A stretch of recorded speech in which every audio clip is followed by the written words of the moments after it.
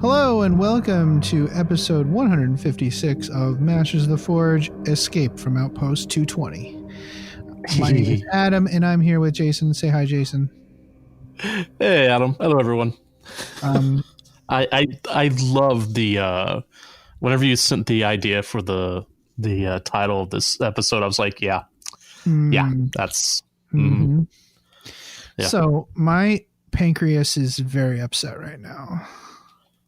Oh, really? Yeah, it's been quite a week of just carbohydrate debauchery, and I'm done with it. Well, not quite done. There's still like I really should just throw away the rest of this gingerbread house. I've been kind of nibbling on it for the past few days. Yeah. I hit it with a hammer this morning, which was very satisfying. It exploded. But I've been kind of munching on it, and I need to get rid of it because that's gross.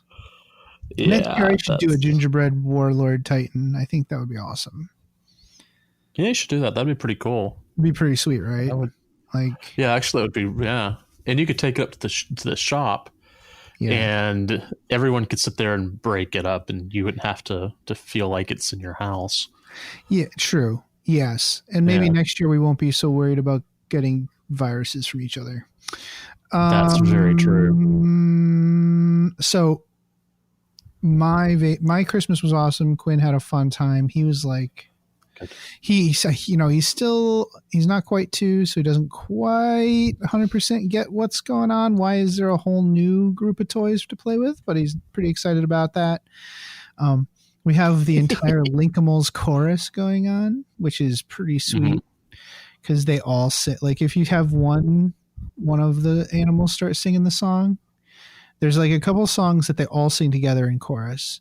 And there's a few songs that are unique to that animal, but the others provide backup music for it. It's pretty crazy. Whoa. Yeah. Yeah.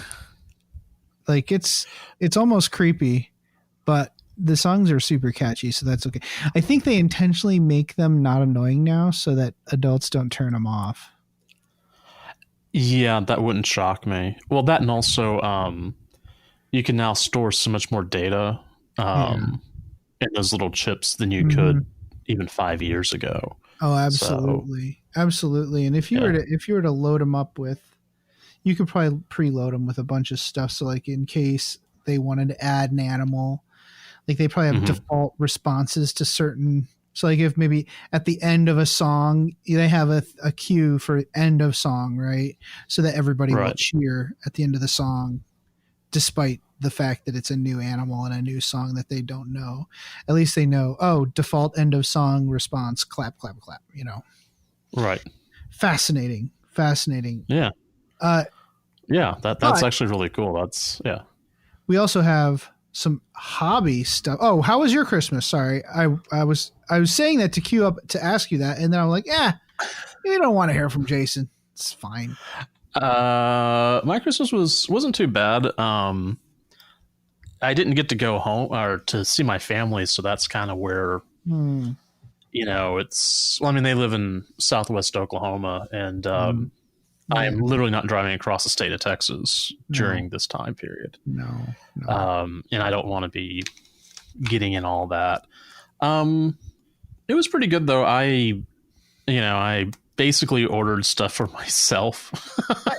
Hey, you got to treat yourself, right? We say it all. Yeah. I mean, that's something I've noticed with hobbyists. I was watching the independent characters we're talking about and some other people. Like, does your family get you hobby stuff? And my family really doesn't, because it's not that they don't support it. It's just, I'm such kind of almost like a hobby butterfly at times that I don't know what I want until, it's like, oh, that came out. I'll go ahead and get it. Mm-hmm. So, yeah. Yeah. Fair enough. We did have some Zooms and stuff too with other farther family members. Like Wendy and I hung out with my cousin Erin. I watched I saw that on Christmas. We hung out with her a little bit, but then also yesterday we watched Star Trek Discovery and stuff. So it's been nice. Quinn is going to be in my sister-in-law's wedding. So that's going to be really nice. exciting. They have a few 3-year-olds lined up. I think that's a super smart idea. You get a few of them. That way you have at least one. You can, by the law of averages, at least one should be coherent enough to complete the task being assigned. Maybe. Sure. I mean, I don't know. Maybe. Okay. Well, anyways, hobby progress, Jason. How's your past fortnight or so been?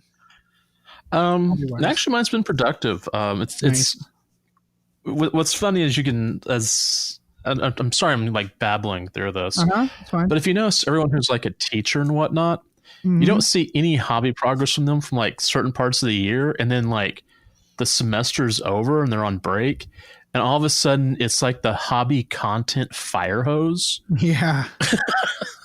Yeah, people still don't seem to understand, like, when teachers are on, they are on. And like, even time alone is like, do I want to paint or do I want to like sleep? Yeah. It does come down to that. So I apologize to listeners for the content fire hose that's about to hit you. Well, I think they like it. I think they like being hit by the content fire hose. So they're going to love this. So remember back over the summer, I built a bunch of these weird mechadendrite servitor gun platforms.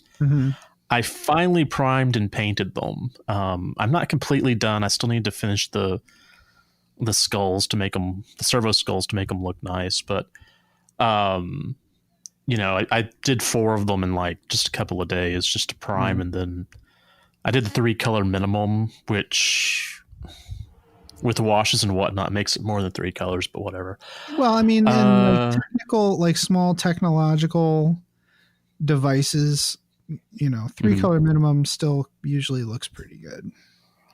Yeah, they're super creepy looking. Like, I was thinking about how Blanche does his painting style, and I really took some of those ideas. Like, he always has like some dirty reds, and so I threw that in there. And he's always got these kind of gold colors that are dirty also. And I thought, you know what, I'll pull some of that paint idea into yeah, these. that's one of those that what's his name? What's his name? Freaking, he's always talking about cadmium red. I think that's what that is, right? Like a brownish red. Doom Bull brown. Like, really good for just injecting some deep purplish rust into the mechanical bits. Bob Ross. They're Bob fun. Ross. That's what I was thinking of.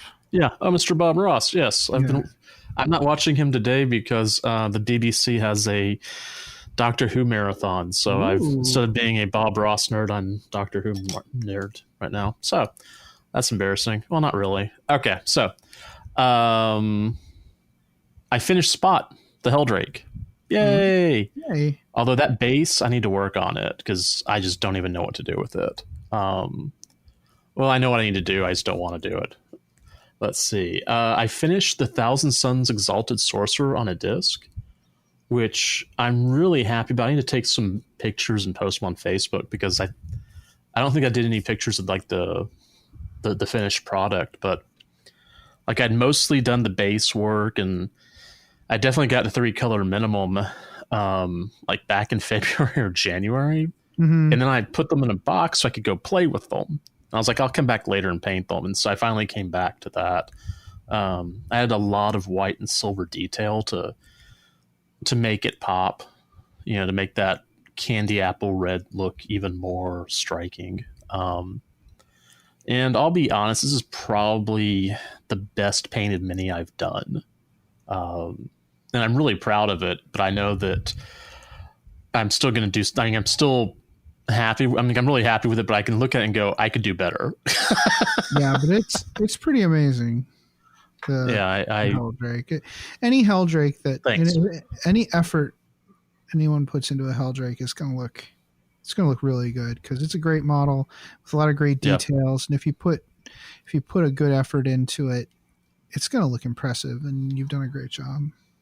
Thanks, man. Well, when you said I missed a spot, I was like, oh, good, I'm finally there. All right. That's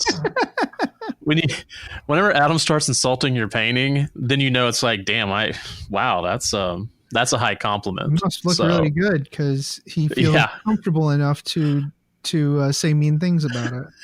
Yeah, I loved that. So let's see what else. On the Exalted Sorcerer, I started adding more backstory on him. I finally figured it out. But I had to look at like the 30K lore and to really get that. And maybe later I'll talk more about that. I've written more stuff, but I'll talk about that more later. Thanks to Adam, I have to buy a Fluxmaster, which is a Herald of Tzeentch on a disc.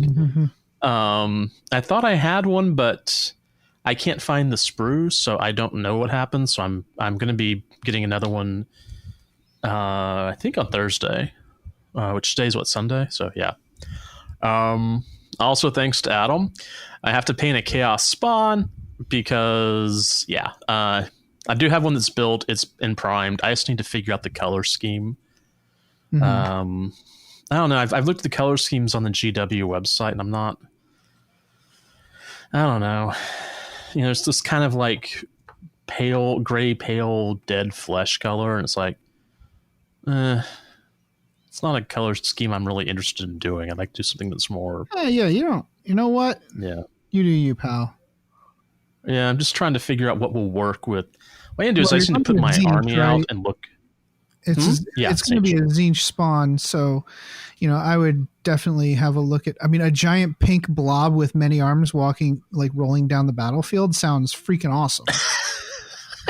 Just a giant pink horror, basically. I think that would be amazing. Well, that's probably what's going to happen then. Was he killed by pink horrors? No, he was killed by the Demon Prince. Yeah, he was killed by the Demon Prince. Oh, spoilers. Oh, yeah, spoilers. Sorry, guys. So, yeah.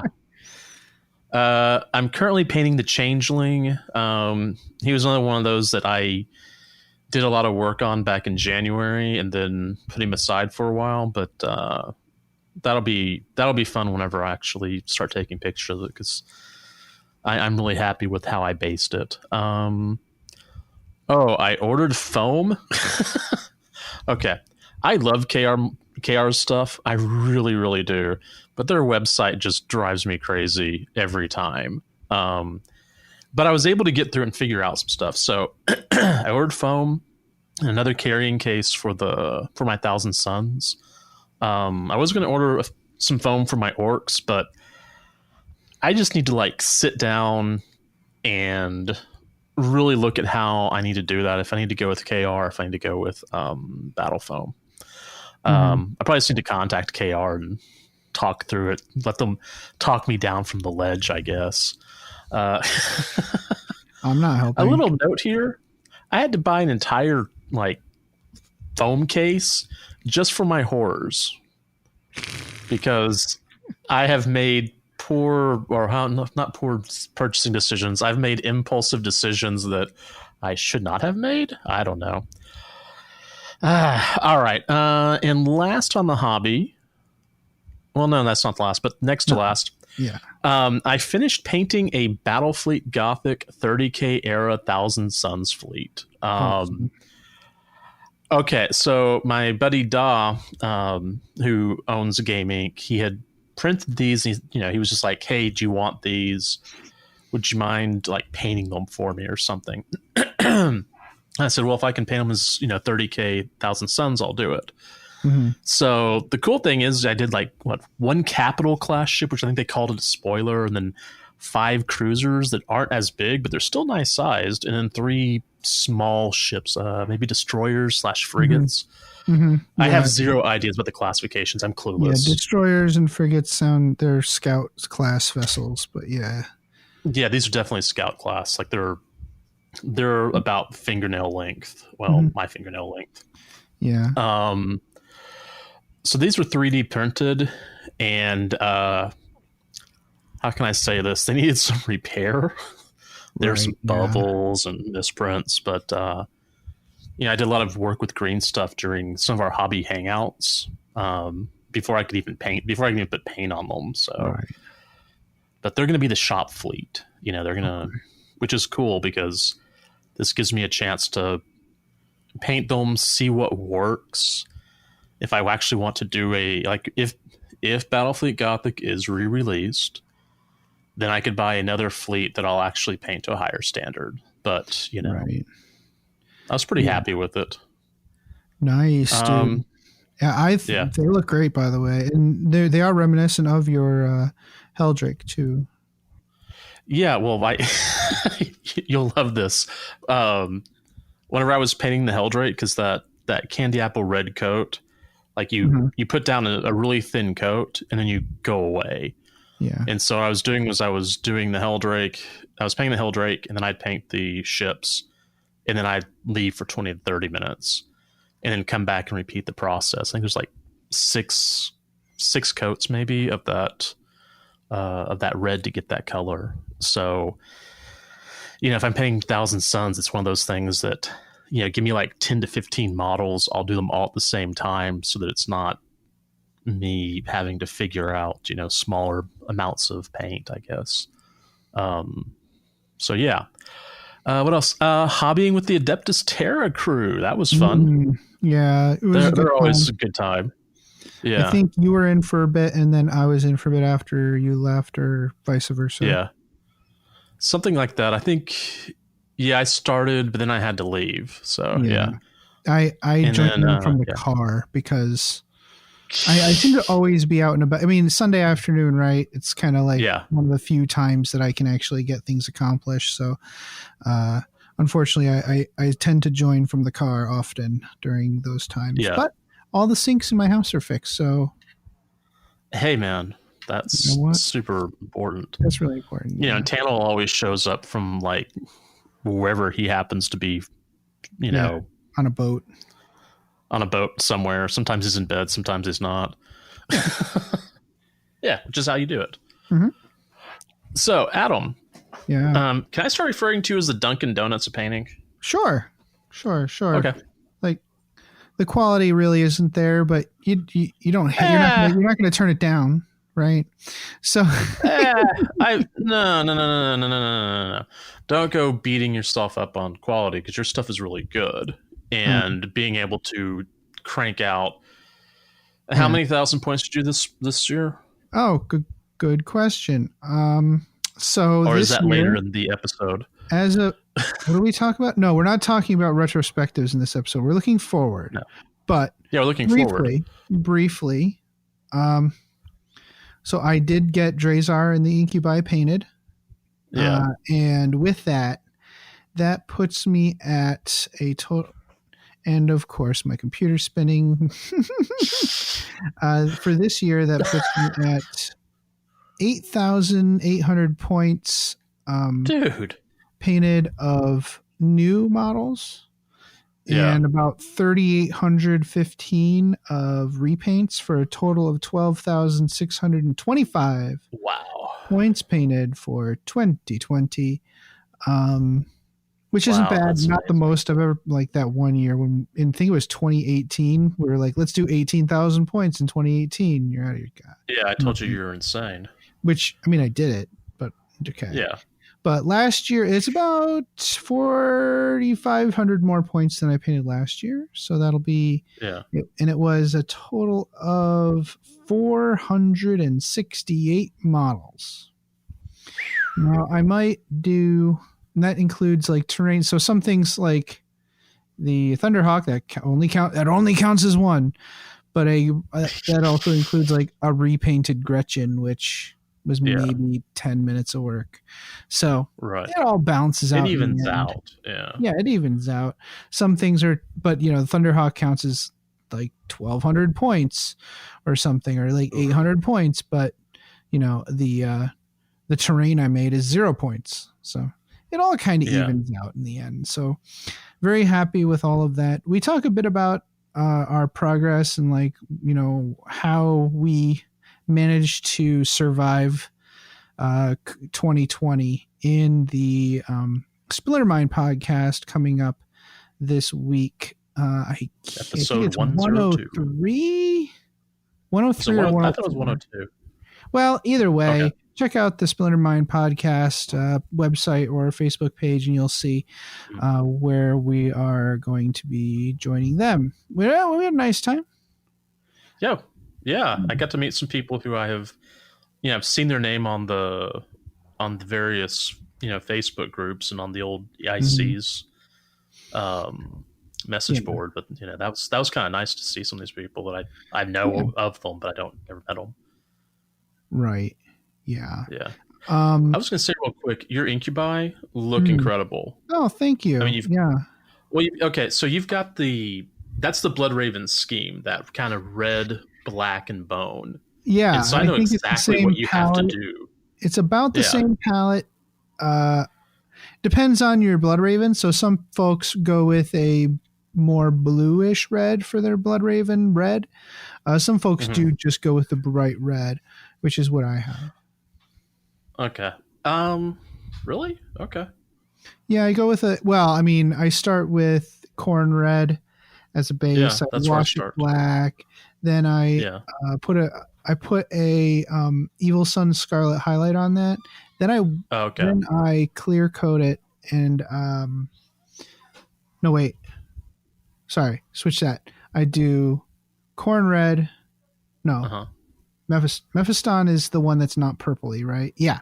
Okay, guys. Sorry about that. It's Mephiston red. Then I do the Evil Sun Scarlet highlight. Then I wash that with the black. Then I clear coat it. Then I do one last highlight of Evil Sun Scarlet over that. But it's like it's not that last one isn't very heavy. Yeah. Okay. Yeah, I use corn red as my base for my Blood Ravens. Yeah. I think that makes more sense for Blood Ravens, having that corn red, because it's got a little bit more blue in it, which I think that makes a lot of sense for that color. Yeah. But yeah, it's not super hard. It's not super easy. But I think, quartered schemes have a bad reputation. Mm-hmm. They're a lot easier than you might think because of how these models are built. It's not so hard to get the lines on there because you're breaking it up with some silver and whatnot. So like if you did that with a Space Marine, the whole midsection is silver. Yeah. So really you're only dividing it along the backpack, which is a separate piece, which has also got a bunch of silver on it, and the chest, and which also has a giant Aquila on it.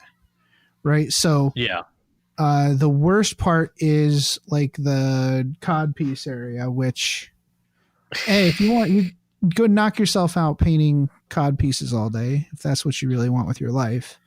But we all have to have a hobby, and I'm not going to go through and diss someone on their hobby. No.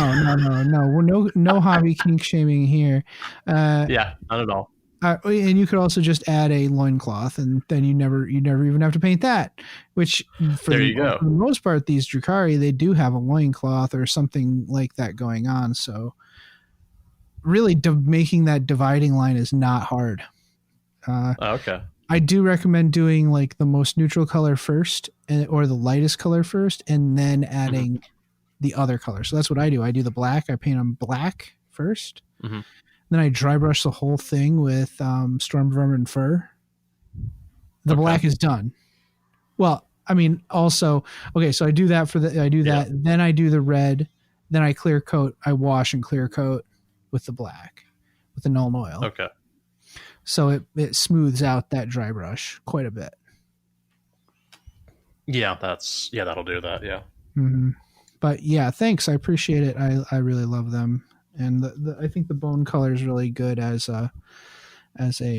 just kind of striking highlight color, So I've started assembling the goblins with secret weapons for my Blood Bowl. Ooh. One of my Blood Bowl teams. That's a Forge World purchase. I got when I bought my Secret Santa gift. So I've been looking forward to these guys. There'll be a nice last 3 models of 2020. I'm pretty sure that they probably should be my last models of 2020. I doubt I'll have much time this week to do much else.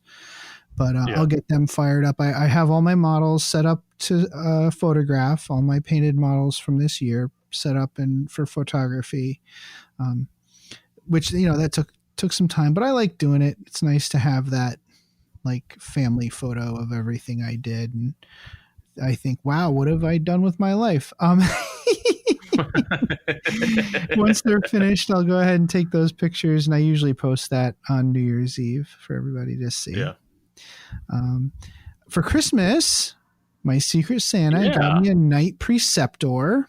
Oh, that's cool. I gave my Secret Santa the Forge World Tesseract Destructor from, I think that's what it's called, from Forge World. It's like a giant bike almost. It's like a Necron tank. Mm-hmm. It shoots Tesla at you. I guess it looks pretty cool. It looks challenging because it's a plastic resin and plastic combo kit. So I also gave my Secret Santa self-hatred for Christmas, which is always nice.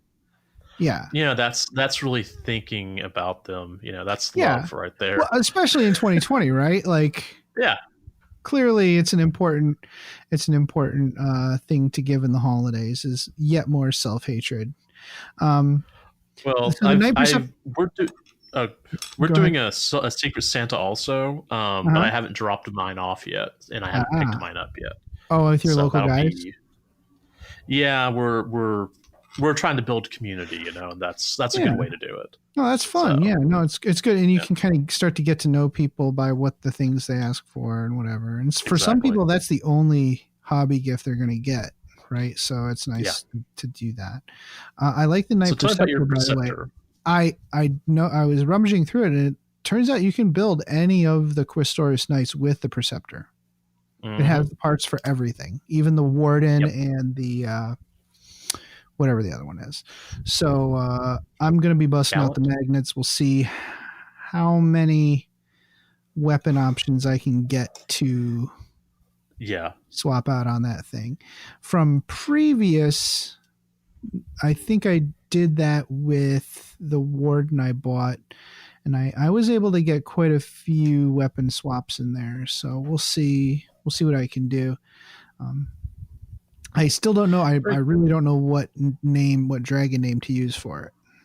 I've used up. That was my next question. We only have like kind of lame DreamWorks and Disney ones left, like Toothless and Pete's Dragon and stuff. Like, I'm really not sure what to use. Someone suggested to dip into World of Warcraft lore. That might be. I mean, one of my cats looks like Toothless, so you can name after Yoshi, my cat. Yeah. I could just like start naming these after like people's actual pets. Like, sure. Yeah, sure. Why not? Sure, why not? I don't know, man.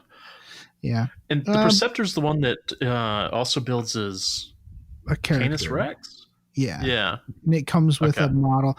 Oh yeah, I mean, you do the Inquisimunda thing. I can just send you that dude if you want. Oh no, I actually have this kit. Oh, you do? Okay, cool. Yeah, I got it last year. My game store it came in as part of the GW thing. I'm like, I'm going to buy that because no one's going to buy it. I'll buy it so it's not kept on the shelf. And so I bought it, and then a couple of days later, I was talking with Da, the owner, and he said, "Oh, I have to stock that. I don't have a choice. It's part of the tier that I'm on." And so there's like another one that showed up. Yeah, it's cool. Like, that kit is great. It might be a little pricier, but the fact that you can build any of the Questoris Knights with it makes it really worth it. And it has all those canopy weapons. It has all the canopy weapons. It has all the canopy weapons. It has all the arm weapons. It has the fist. It has the chainsword. Like, it's great. I love the fact that at this point, if I build it right, I'll be able to have 4 gallants, that's really where I want to be with my life, is 4 Knight gallants. And clearly, I mean, I might as well just glue them on and not bother with the magnetization. Right. Like, I don't know, man. I'll just have a bunch of extra weapons. So yeah, I got that. Quinn got me Blood Bowl season 2, or sorry, Blitz Bowl season 2 from Barnes and Noble. That's so awesome. That's cool. I haven't played Blitz Bowl yet. I asked for that because I think Wendy might play it with me because she likes Blood Bowl, but it takes like 3 hours to play a game, and that's a lot. That's a lot for me, let alone a normal person. So I'm hoping that maybe we could try out Blitzball. She can play with her dwarfs, and we can have a fun game, and maybe that's something we can do together every once in a while. I'm curious about it because, I've played Blood Bowl on 2 occasions, and what kind of turned me off was I got bored because it took a long time. And yeah. I'm looking at the rules, like a lot of it has like the objectives change, like the objectives are on cards. So it's not just like the Blitz Bowl is about new Blood Bowl players trying to impress team owners to add them to get them onto the team. So it's a totally different game, and it's about showing off in front of the Blood Bowl owners. Scoring is secondary.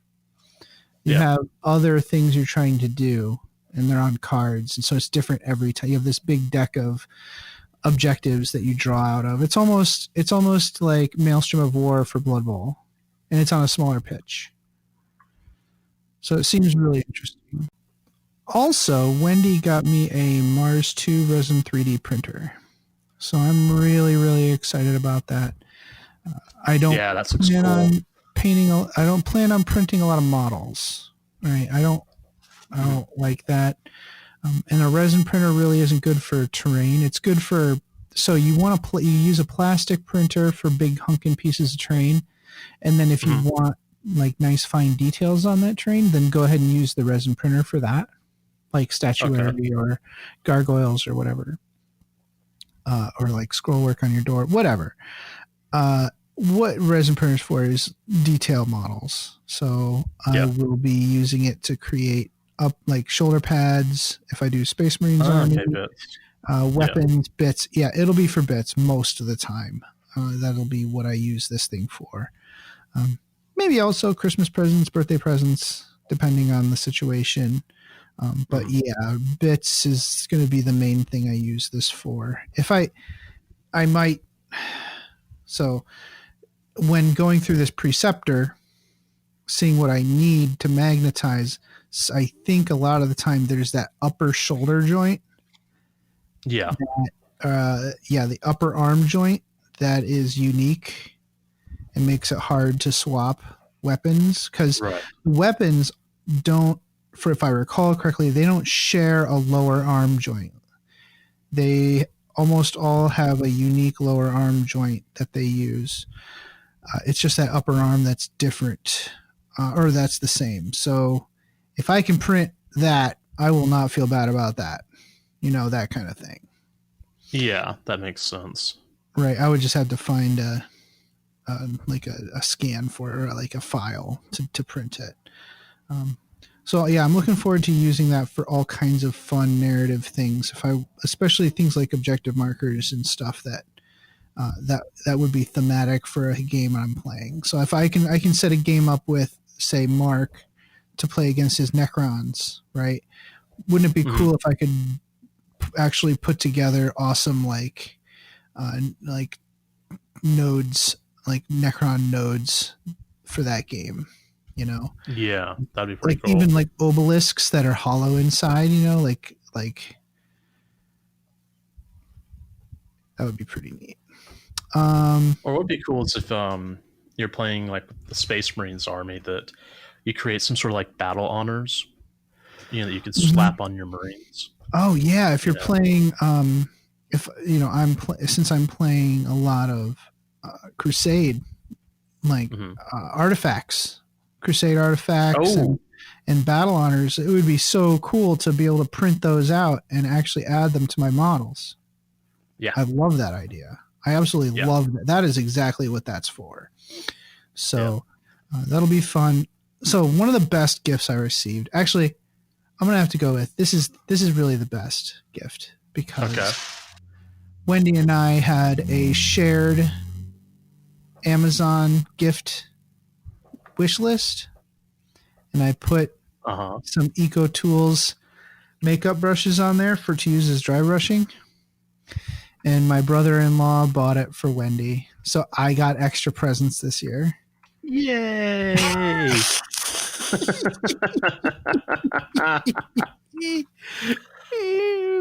I saw that and I laughed. I was like, yes, that is it. Perfect. I'm gonna have to make that up for her. So for games played, I think we both played a game, which we're going to talk about later on in the episode. Yep. And I really don't have anything else right now with the holidays and everything. We were supposed to start the Inquisition Wars again this past week, but with work and whatnot, I couldn't do it. So I'm hoping that we can start socially distancing that campaign again, because it would be nice to get back into that. So yeah, right, yeah. I think that it won't be too long, buddy. We're almost there. We're almost there. Yeah. So Santa, you know what? I think Santa's coming around for another visit. Oh yeah. Do you hear that?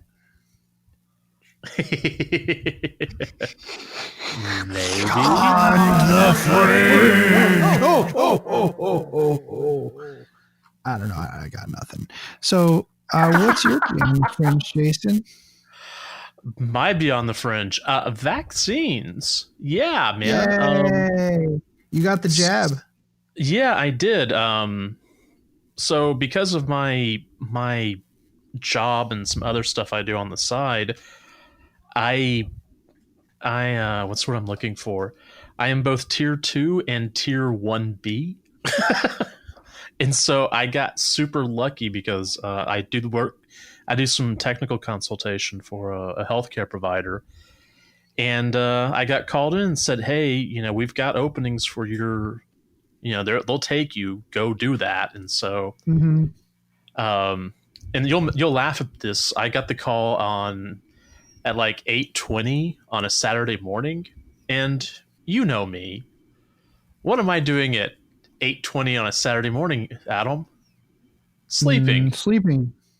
Yeah. And so I got the phone call and I was like, okay, I'll be there. And so I got up, got dressed, and was there by 8:55, got jabbed, sat in the waiting room or this large room for 15 minutes to make sure I didn't have anaphylactic shock. And yeah, man, I just, I feel, really hopeful. I feel good about stuff. My shoulder did hurt for a couple of days. I could raise it, didn't have any sort of issues, but if I raised it above my elbow, above my head, or above my shoulder at least, I could feel the soreness, and had fatigue for a couple of days, but really it was mild, it was almost non-existent. So, so I guess what am I trying to say? If you have the chance to get it, get it. I was able to get it because there were people in the local hospital system that did not want to get it. So that's fine by me. What about you, Adam? I watched the new Pixar movie Soul, which is really good. I really enjoyed it a lot. Great soundtrack. Reznor did really it, right? Fun story. Yeah, Trent Reznor did the score. The score, and, okay. And John Baptiste arranged the like all the music in general. Like he was kind of like a creative director or something like that for the music. Awesome. And, it was really excellent. I really enjoyed it. I recommend it to anyone. I'm not sure how. So some of these, I know that Disney tries to make sure parents don't hate a movie. Yeah. if their kid is watching, or else they won't. Like, they're more likely to buy these movies because they know that at least they'll have some kind of enjoyment out of it. Right. This one, I really kind of feel like, wow, this is kind of high concept, and maybe I'm not giving kids enough credit. I'm not sure what exactly the target audience for this is, so I'd be interested in hearing folks' reaction to it as well. I like I said, I loved it, so Yeah. I obviously would have no problem with my kid watching it. It's just I'm not sure what age kid would understand it, and I hope that I'm wrong in that. Maybe I'm not giving kids enough credit. So I was talking to one of my buddies. His kids are my godchildren, and they loved it. One of them's 11. The other one, what year is this? She's going to be 9. Yeah, 'cause she was born in 2012, so she's going to be 9 in March. Okay, no, April, whatever. One of those months. And they seem to like it, so that's good. That's awesome. Yeah. It was a lot of fun. It was really well done, and it's got some really great concepts in it that I think really work. Especially, there's some things you can really own. It's so much easier to translate with animation. Even a high budget effects movie feels a lot more flat than an animated film sometimes, because they try to make it so realistic that something's lost in the execution. Where an animated film, you can make stylistic choices that help communicate the message in a better, or a scene in a better way, which I like. So we also wanted to bring up a great thing for Beyond the Fringe, which is Ben's Old Hammer Titans. One of our local guys, Ben, has been working on some Warhound Titans from what do you call it? Armorcast? Oh, what's it called? Armorcast? Armorcast. Thank you, buddy. Yeah. It's hard to get his URL is weird, but you guys need to check it out. It's PrometheusRising.net. So Prometheus and then rising.net. It's all one word. You really need to see these Titans. He did a really awesome job. Yeah, they are pretty incredible. Yeah, I really like them. I also wanted to bring up the Flashpoint Argovon. Oh yeah, I haven't gotten my magazine hasn't come in yet. Okay, so I won't ruin anything for anyone. Okay, it's really the Gene Stealers play a bigger role in the story. Okay, and the Xenotech points, remember those? You got to use them to use certain stratagems throughout the game. Yep. Well, whoever managed to not spend all of their Xenotech points by the end of Phase 2 got a bonus in Phase 3. Really? Okay. Yeah. So they split it up by Xenotech Hoarders, which is the group. The alliance with the most. Xenotech Preservers, next most. Xenotech Collectors, the next most. And then there's Xenotech Scavengers, who are the ones who spent the most, who had the least amount. And then each group gets to select a Xenotech reward, which makes a specific stratagem available to only them throughout this phase, throughout Phase 3. Wow. And so whoever has the most Xenotech points gets to pick first, and then nobody else can pick that one, and so on and so on. There's also new Crusade relics and 2 new missions. One of them is a simple kind of protect the artifacts one that reminds me of the first animated video, or the animated introduction to 9th edition that we saw earlier in the year.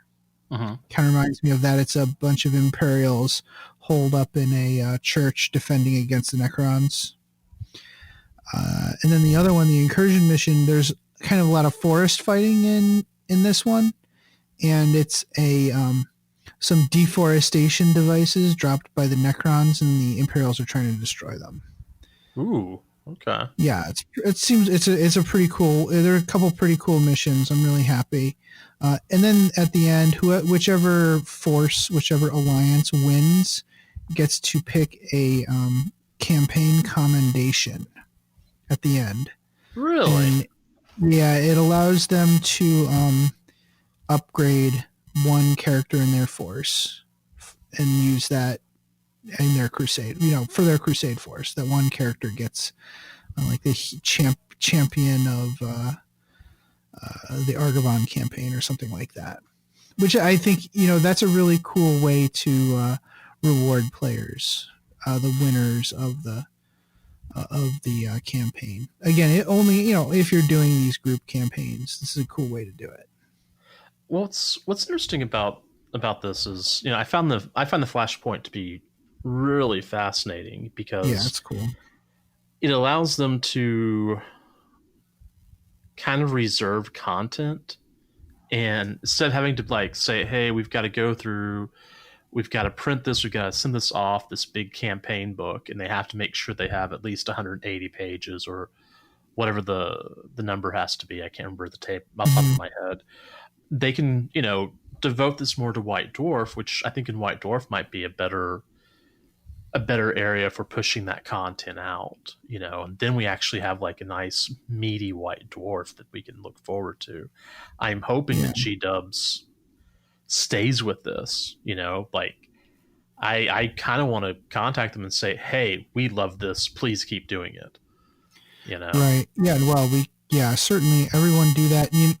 Honestly, the best way folks can do that is if you've been on the fence about subscribing to White Dwarf, maybe go ahead and do it now.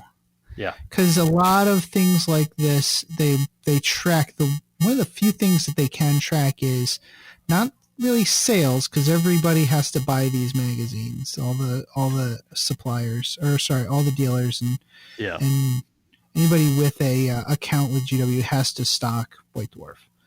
But if you were thinking about subscribing, do it now, because they can track when did we get a lot of subscriptions? Oh, it was during the Argovon campaign, right?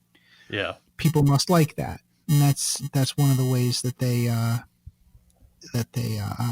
will determine what to keep adding to their roster of articles. Yeah. So, that was a good fun. I really like that. Again, it has a really good advice on how to construct a campaign system for a group of people.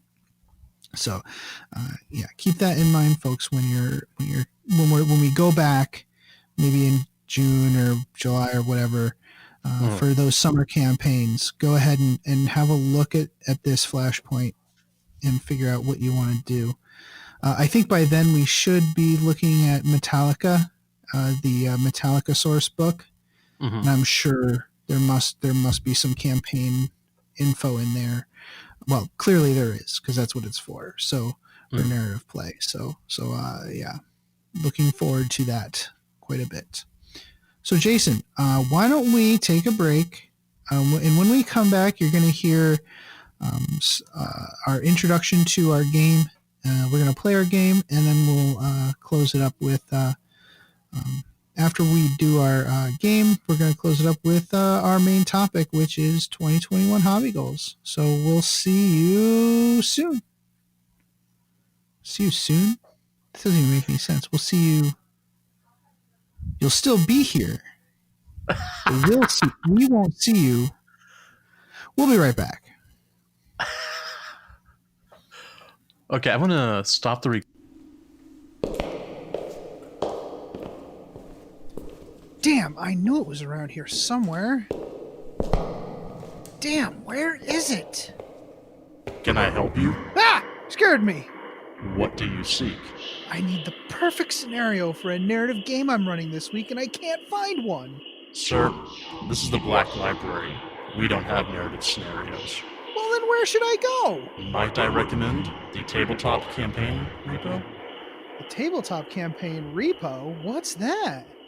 The Tabletop Campaign Repo is an ad-free site for hosting resources related to playing tabletop miniatures wargaming. Oh, like scenarios? Absolutely. Also, event packs, custom objectives, tracking sheets, custom terrain rules, maps, icon packs, award templates, and more. Oh, and this is for Warhammer 40k? Among other things, there's also Age of Sigmar, Kill Team, Warhammer Fantasy Battle, and others. They're always open for content submissions for any system, even non-Games Workshop materials. Oh, that's awesome. It sounds like a great way to save all of this great content the community makes. A lot of that stuff often ends up disappearing into a dead message board or Facebook group. Exactly. It's a real community effort. Great. So how do I get there? Just go to that webway gate marked tcrepo.com. tcrepo.com. Got it. Can I ask you one more question before I go? Fire away.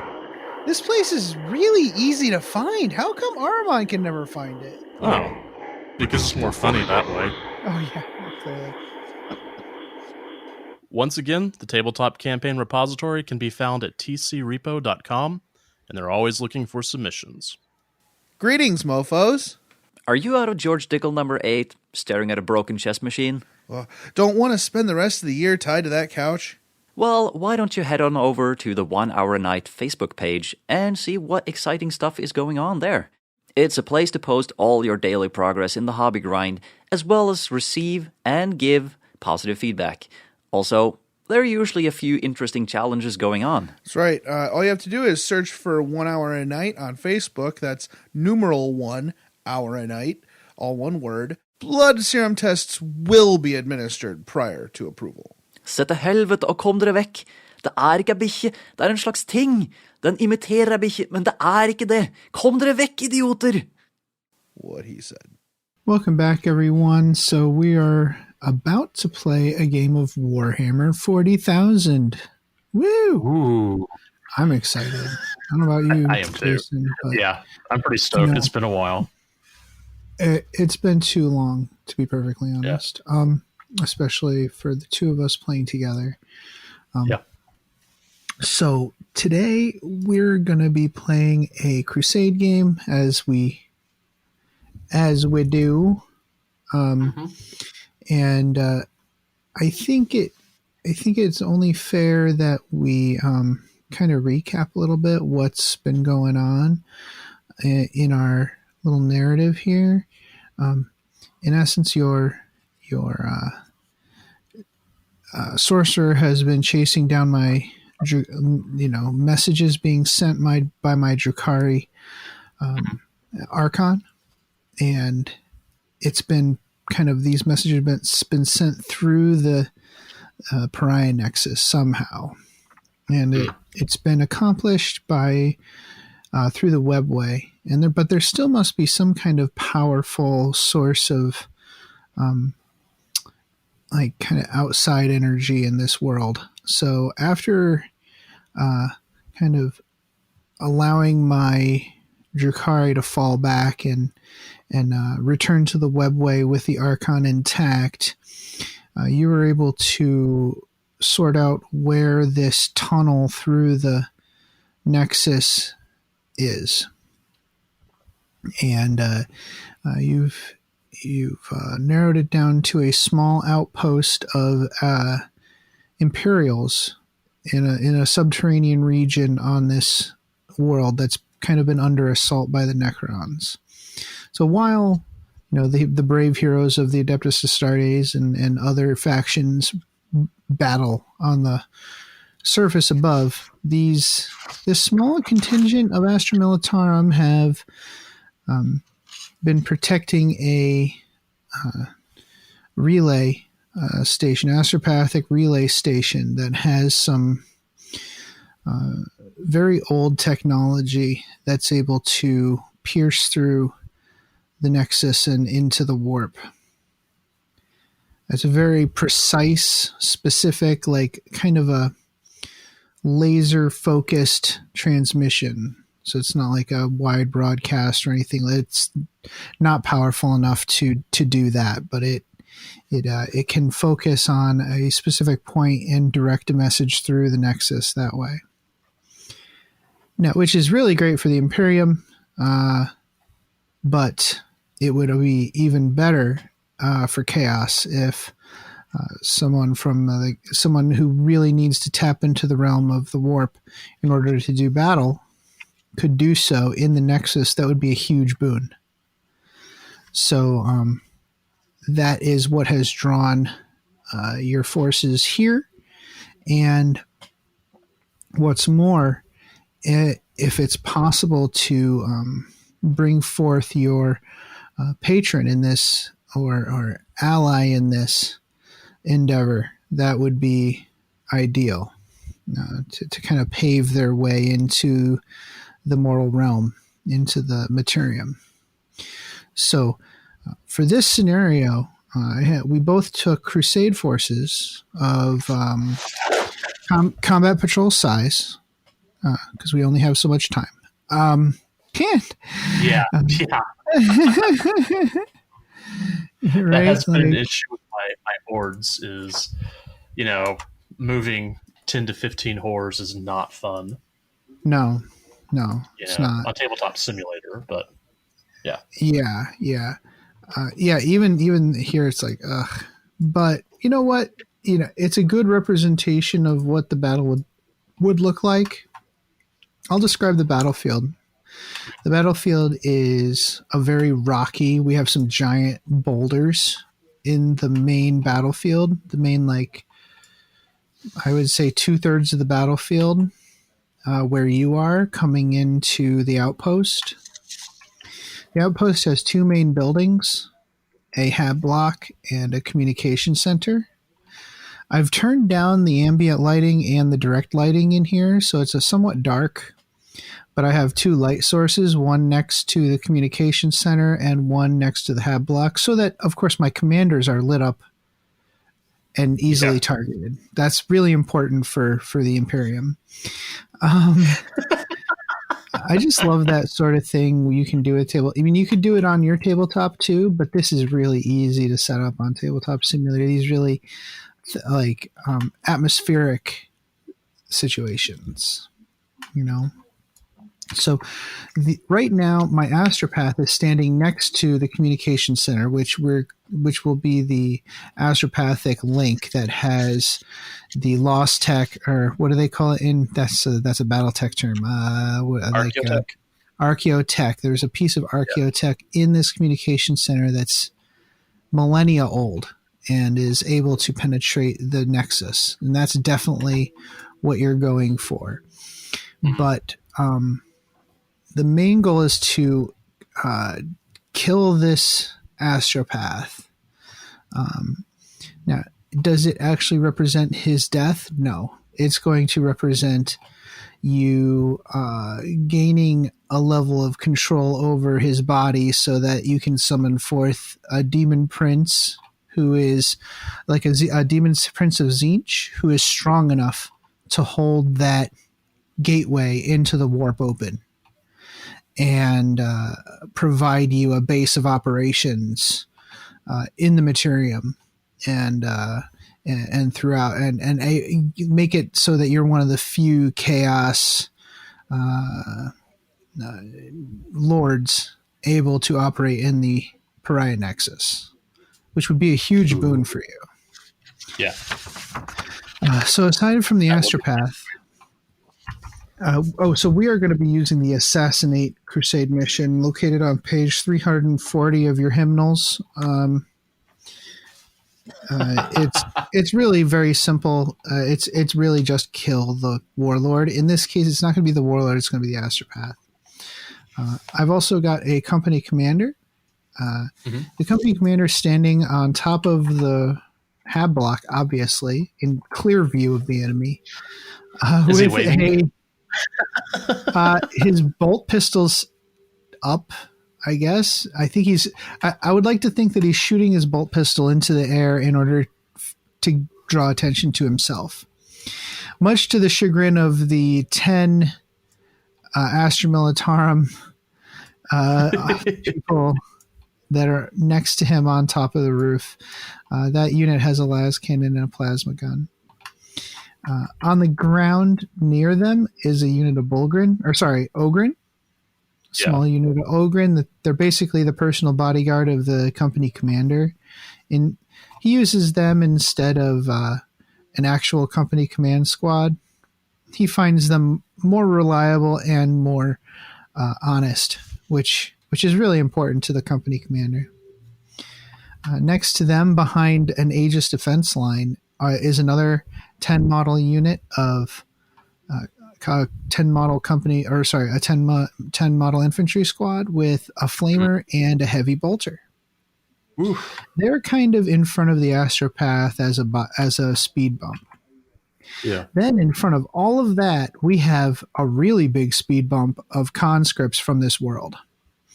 Now they were kind of in a daze and a malaise when the Imperial reinforcements arrived, but they were the least, I would say, comatose of the bunch. So they were given flak armor and las guns and said, "Come on with us." So they are the meat shields for the Astropath and the actually useful infantry. Last, that works. And also very least, I have 2 Scout Sentinels. They are flanking my entire force. Yeah. And that is my 25 power level of Astra Militarum. I'll be using the Catechin rules for these guys just because it's simple. And it's like basic game, basic Astra Militarum. I was using the new Warhammer 40K app, Battleforged app, to put my army together. But unfortunately, it doesn't do power level, which isn't a huge deal because power level is easy to calculate. I just thought it was really, really funny that it didn't do it. Yeah, that is kind of funny. It's nice having it in there because looking at the stats is super easy on Battleforged. That's the thing. Yeah. It's really nice for looking it up and seeing what it can do. So for the upgrades, my company commander has the Blade of Conquest relic, which it's a power sword that does a little bit more, is a little stronger and does a little bit more damage. And he's got the Master of Command Warlord trait, which I think lets him do another command. So he'll be able to command each of the infantry squads if he wants to. I don't know if he's able to command conscripts to do anything, but he's not going to because he doesn't think that they're worth it. I mean, I'm just being honest with you. That's brutal, man. Yeah. Oh, and the Scout Sentinels all have chain swords swords because that's awesome, and multi lasers. So there's that. I don't know if the Astropath has any kind of psychic power other than Smite, but he has Smite.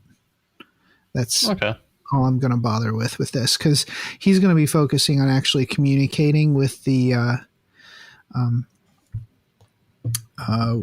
Imperium to let them know what's going on down here in your presence. So if he survives till turn 5, we'll just say he was able to get that information out. Okay. But and that's why we win the game. I doubt it's going to be enough to save his life in the overall story of the campaign. Right. In fact, unless something goes real wrong with your saves or something, I would say it's almost impossible for you not to have your ultimate goal reached. It'll just be a matter of degrees, like how much information I was able to transmit before he was taken over by your forces. Okay. All right. So I get half the battlefield to deploy. You only get, what is it? It looks like 11 inches or so. Yeah.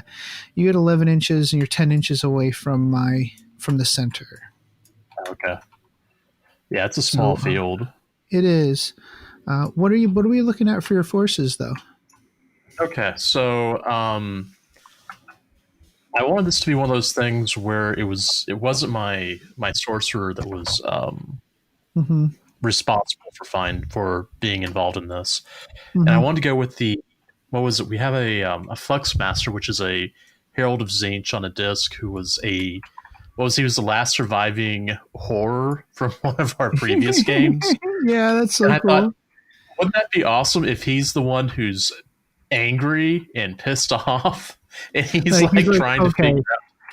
He's like, okay, you know what? You need some help.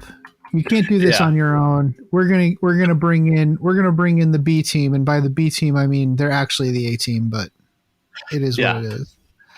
So he's running around and he's taking demons with him. So I've got him as my HQ. And I have two 10 model units of horrors. We'll see how they work. And I've got my unit of 9 screamers.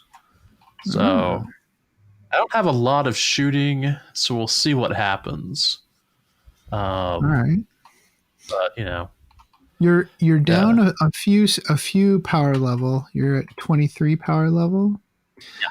So I'm going to suggest this. Why don't we use the horror rules right out of the book, right out of Engine War? So in case anybody's confused about the multiple, like maybe 12 dozen or so rules we've had for horrors in the past couple of years, essentially what it means is before you remove a casualty, you'll replace it with new horrors in coherency. So if you lose a pink horror, before you pull the model, you add 2 blue horrors, etc., etc., etc. All right? So that's what we're going to do. Honestly, there's a lot of bodies for you to get through, so I actually think, unlike the Drukhari, where all those horrors was a really bad, that was not good for me. In this case, I think it's an even fight, so I would say it's going to be a good game for that. Okay. Let's see what happens. Yeah, let's see. Let's see. So my warlord is going to have restoratives by the rules of the game. He will have a 6+ ignore damage. And you get to pick who has the first turn, either me or you. Okay. Let me see. Definitely want to get some shots in, because that would be a good idea. How about this? I'll go ahead and take first turn. You'll take first turn? Okay. Yeah, Sounds sure. good. Why the hell not? All right. So we're going to take a quick break, maybe do a commercial. And when we get back, we'll have completed the game, and you will hear the results of our madness.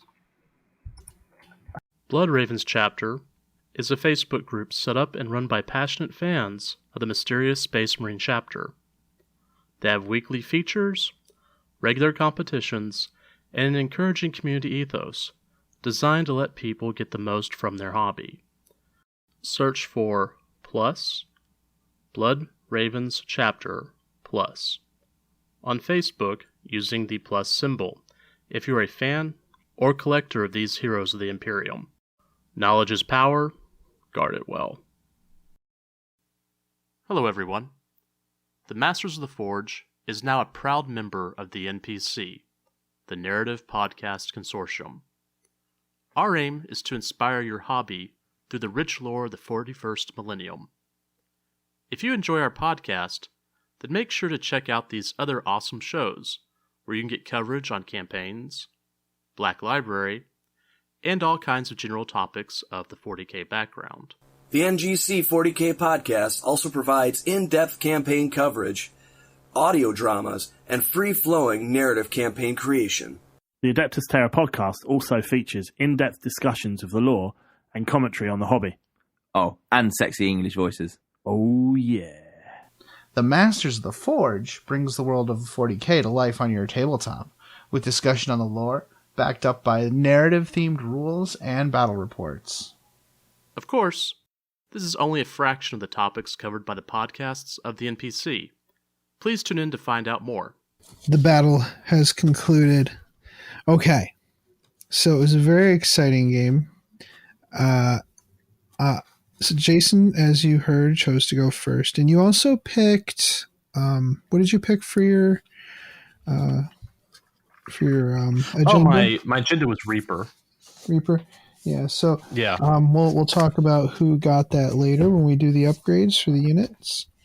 So the Screamers move forward as far as they could. They have 16 inches of movement, so they really can, with only 10 inches between us and a giant line of conscripts front and center protecting everything, it wasn't hard for him to jump in and get the turn one charge off on those conscripts. And you butchered them down to a man.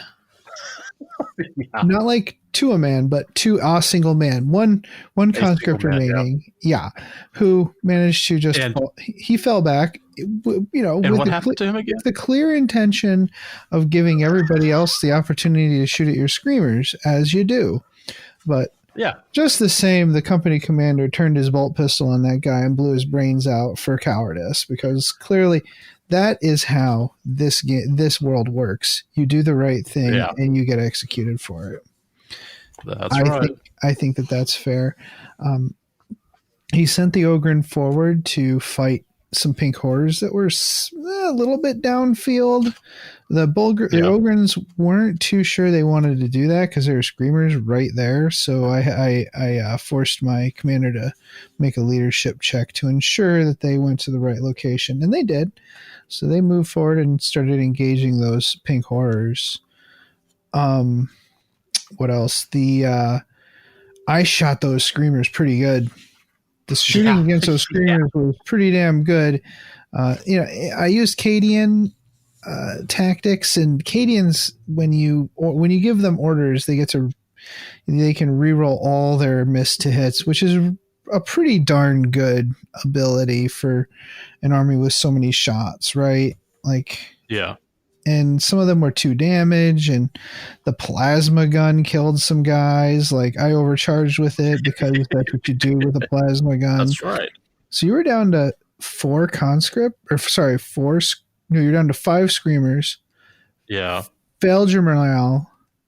Oh, God, yeah. And then lost 3 Screamers to combat attrition. Yeah, that was terrible. That was just awful. Meanwhile, after being shot at and charged by the Ogren, the horror unit was at a size much larger than it started at, which is fine. Yeah. It still had to make a morale check, and it was still fine. It's fine. I think I started just killing off stuff. Just I need to be able to see what's on the board, and it makes it easier if I need to be able to see better. Yeah. So at one point I had 12 blue horrors that had shown up. Yeah. Okay, fine, whatever.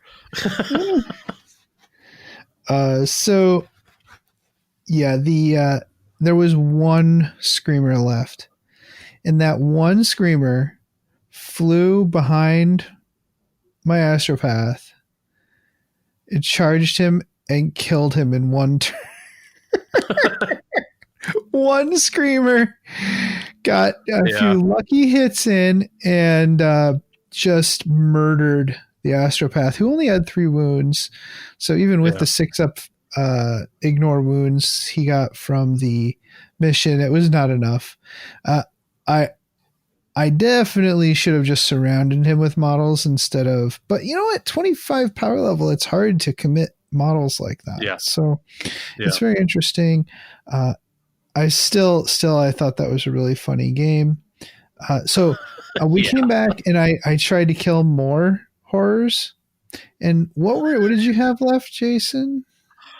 Okay, so I started out with 10 pinks after a lot of combat, and I mean a lot of combat and a lot of me sitting there and doing kind of accounting sort of things. Mm-hmm. We went from 10 pinks to 10 blues.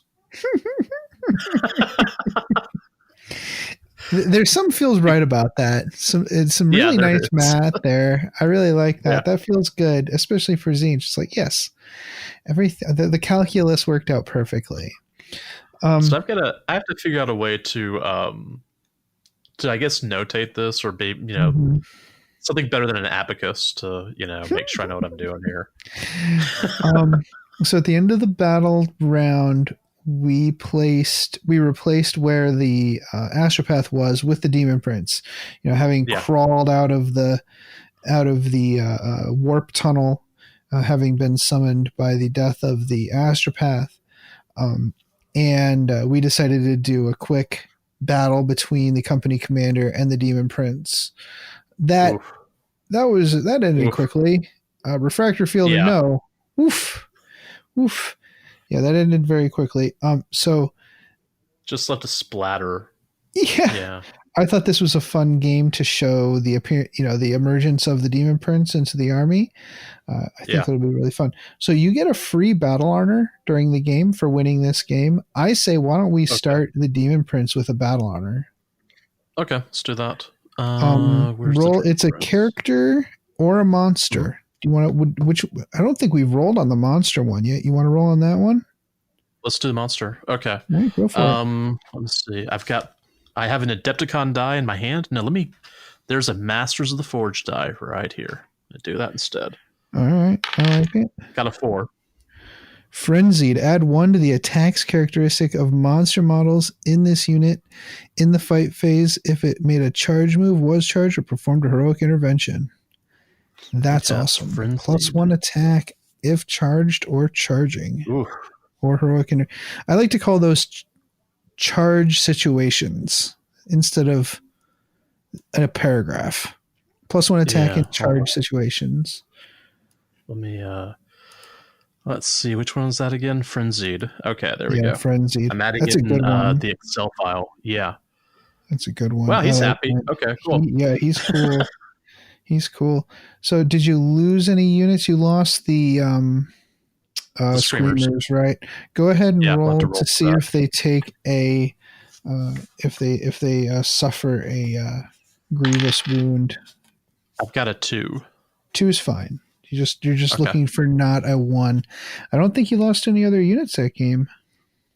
No. I mean, you lost half. You lost half the mass of the Pink Horror Squad. Yeah. But not the models. Just half the mass. So I don't think that counts. Yeah. Well, that was just ridiculous because I'm sitting there writing out. I was like, how many do I have? Okay, I killed this guy and I brought these in. Now hold on, I have to kill off one of those guys. Now how many brimstones? Okay, cool. Yeah, no, that was a fun game. A good quick game for a Saturday night. Yeah. I'm looking forward to seeing what this Demon Prince does in the future. So I'm thinking for this, underground complex, you could either set up shop here, and we could do some more. We could do some more Beyond the Veil missions and kind of use this as your base of operations if you want. Well, that's a possibility. I was actually looking for. Well, how would he? Okay, so he was found by the Flux Master, who was the one surviving pink horror or whatever horror he was. Mm-hmm. That's attached to my Thousand Sons. Yeah. So now what? Do we bring him back to the Thousand Sons, or do we set up there? Well, I mean, I was just thinking that you could start erecting your tower. Oh, here. My tower. Oh, then we'll do that. And then we could start using this as a base of operations for the campaign, like to launch attacks from and to actually like hold a presence in the Pariah Nexus despite the stilling going on all around us. Yeah. At least until the Armageddon book is released, and that at which point F all of this because orcs. That's true. Yeah. Yeah. I guess my if the Armageddon book is released, I guess my Thousand Sons are going to go orc hunting.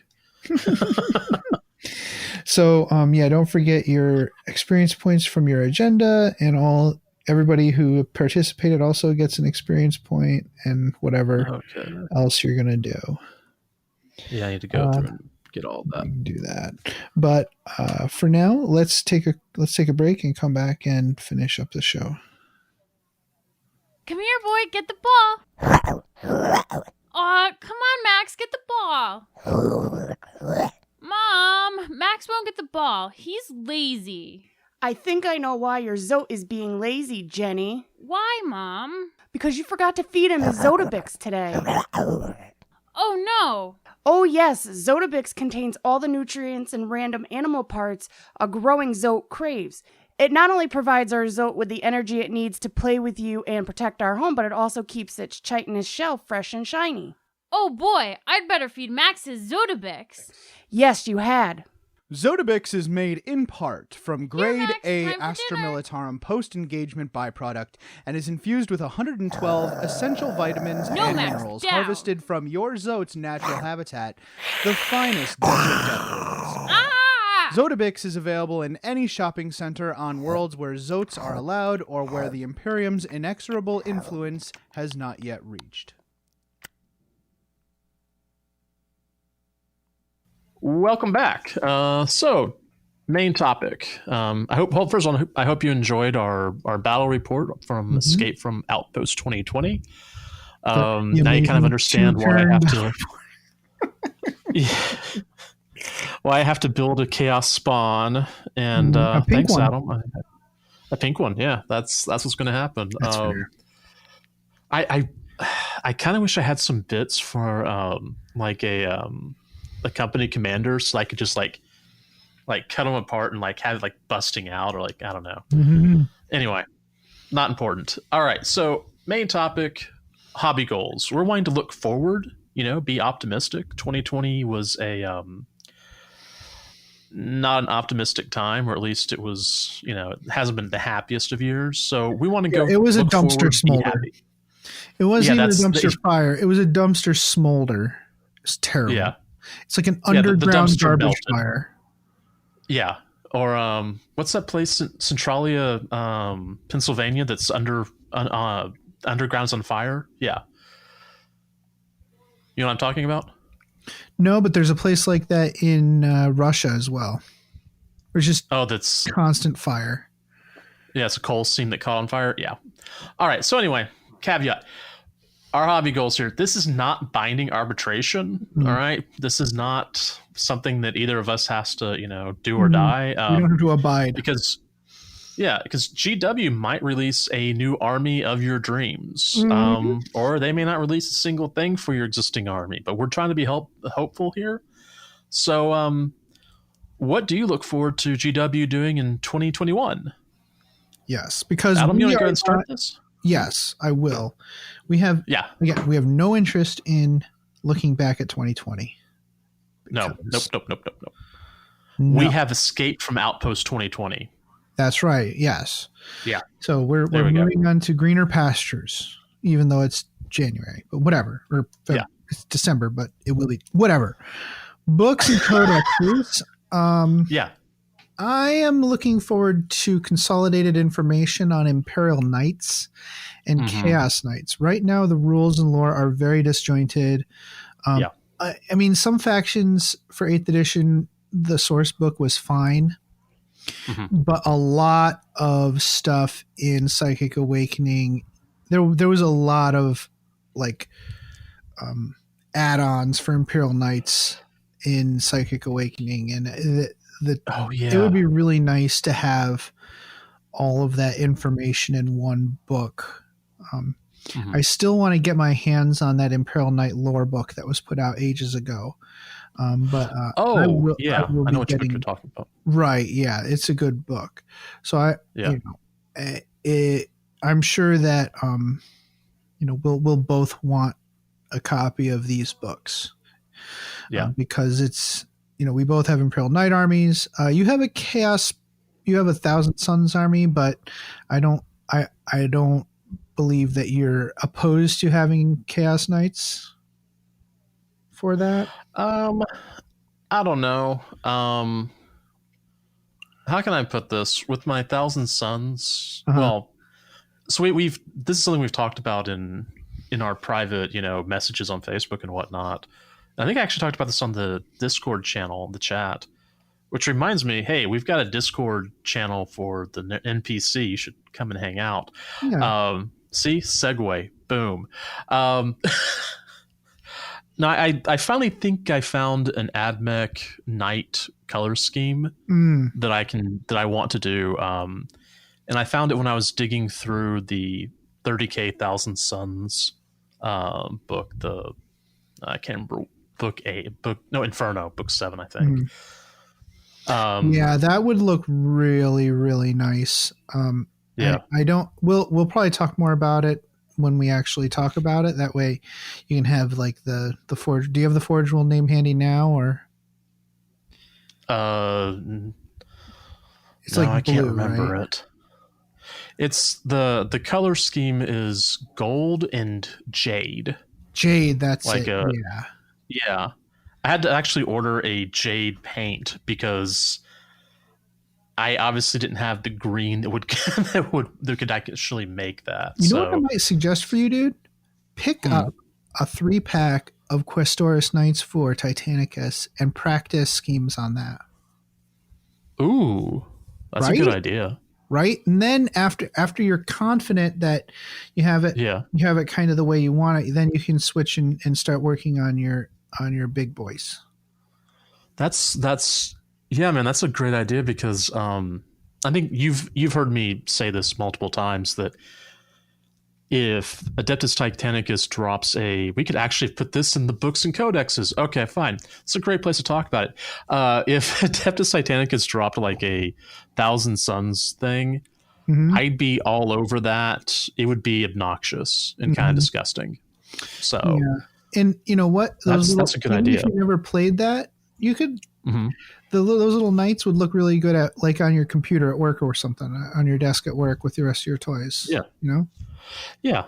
So that my students can think I'm even weirder than I already am, which is fine because if they think I'm normal, I'm just not working hard enough. So, all right. So, books and codexes for me, so after looking at like the Space Marines books and the supplements and whatnot, I'm really kind of excited about what the Thousand Suns book will look like that codex. I think that's going to be, I think it's going to be more interesting because like I like the Thousand Suns book, but there's some issues I have with it, the way it treats demons and Yeah, it's the other thing I'm looking right. Like the summoning is really complicated. I'll be interested to see how it's handled in the Death Guard Codex when it drops, because I think that'll show us what to do with. Like I would definitely be happy with porting over whatever information is gleaned from that to the Thousand Suns as a patch job. For our Crusades. Yeah, because then we can kind of get an idea on what's going on with these horrors, because it's driving us both crazy. It's complicated, Yeah. One other thing, the Siege of Terra books from Black Library, I'm really interested in those because it'd be nice to see. It'd be nice to get that part of the Horus Heresy finished so that they can honestly go on to something else like the Scouring, is that it? Like the Scouring or the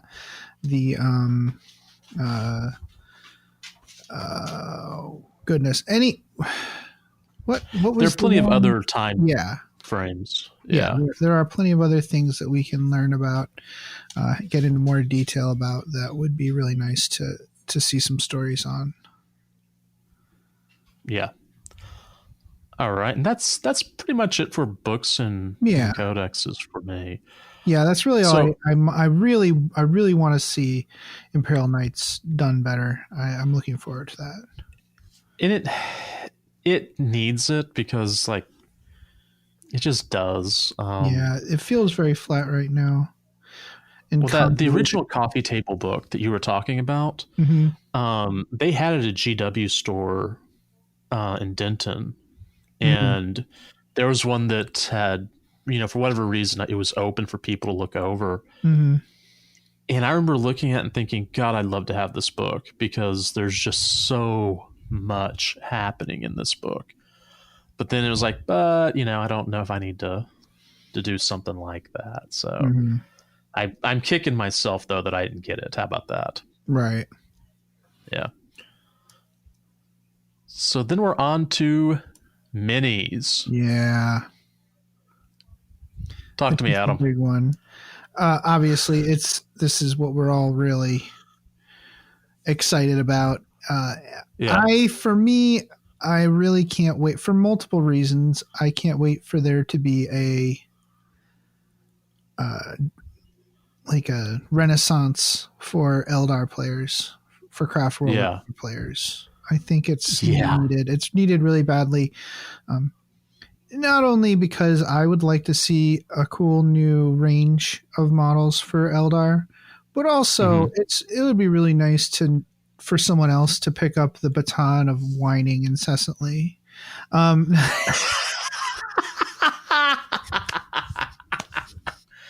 So see how I buttered everybody up and then ciao. No. Yeah. And then you drop the toaster on the floor. They have a point. So a lot of these models are starting to get really long in the tooth. And here's the thing. GW knows. Oh, yeah. They know. They absolutely know.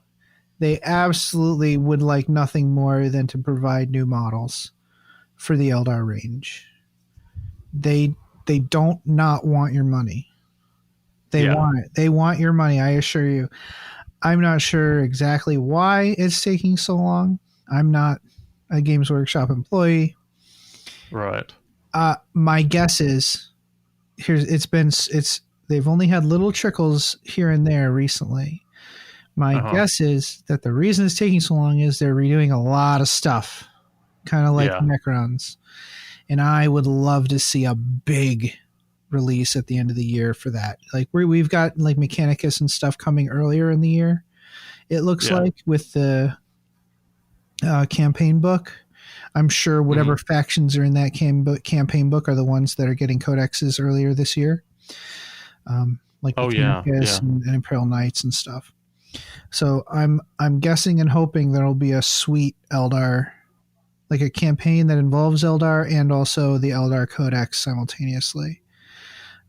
That is and along with a lot of awesome new models. I think that'll be great. Well, it's what's funny is, and we'll get to this later in the episode. I asked some people. We asked people on Facebook and through our private groups what they wanted. And a lot of them said Craft World Eldar, you know, and they brought that up. Yeah.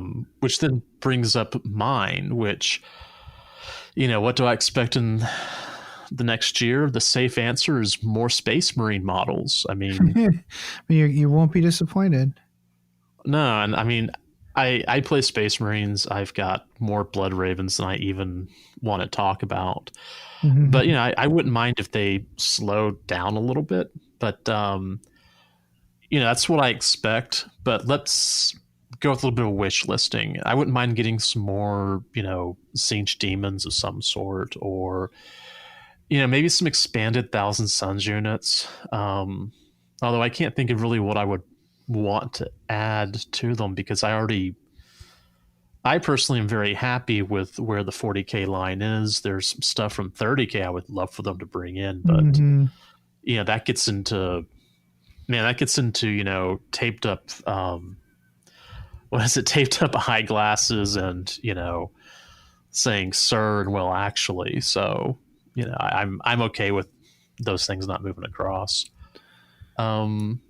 How about hobby supplies? What are you thinking about?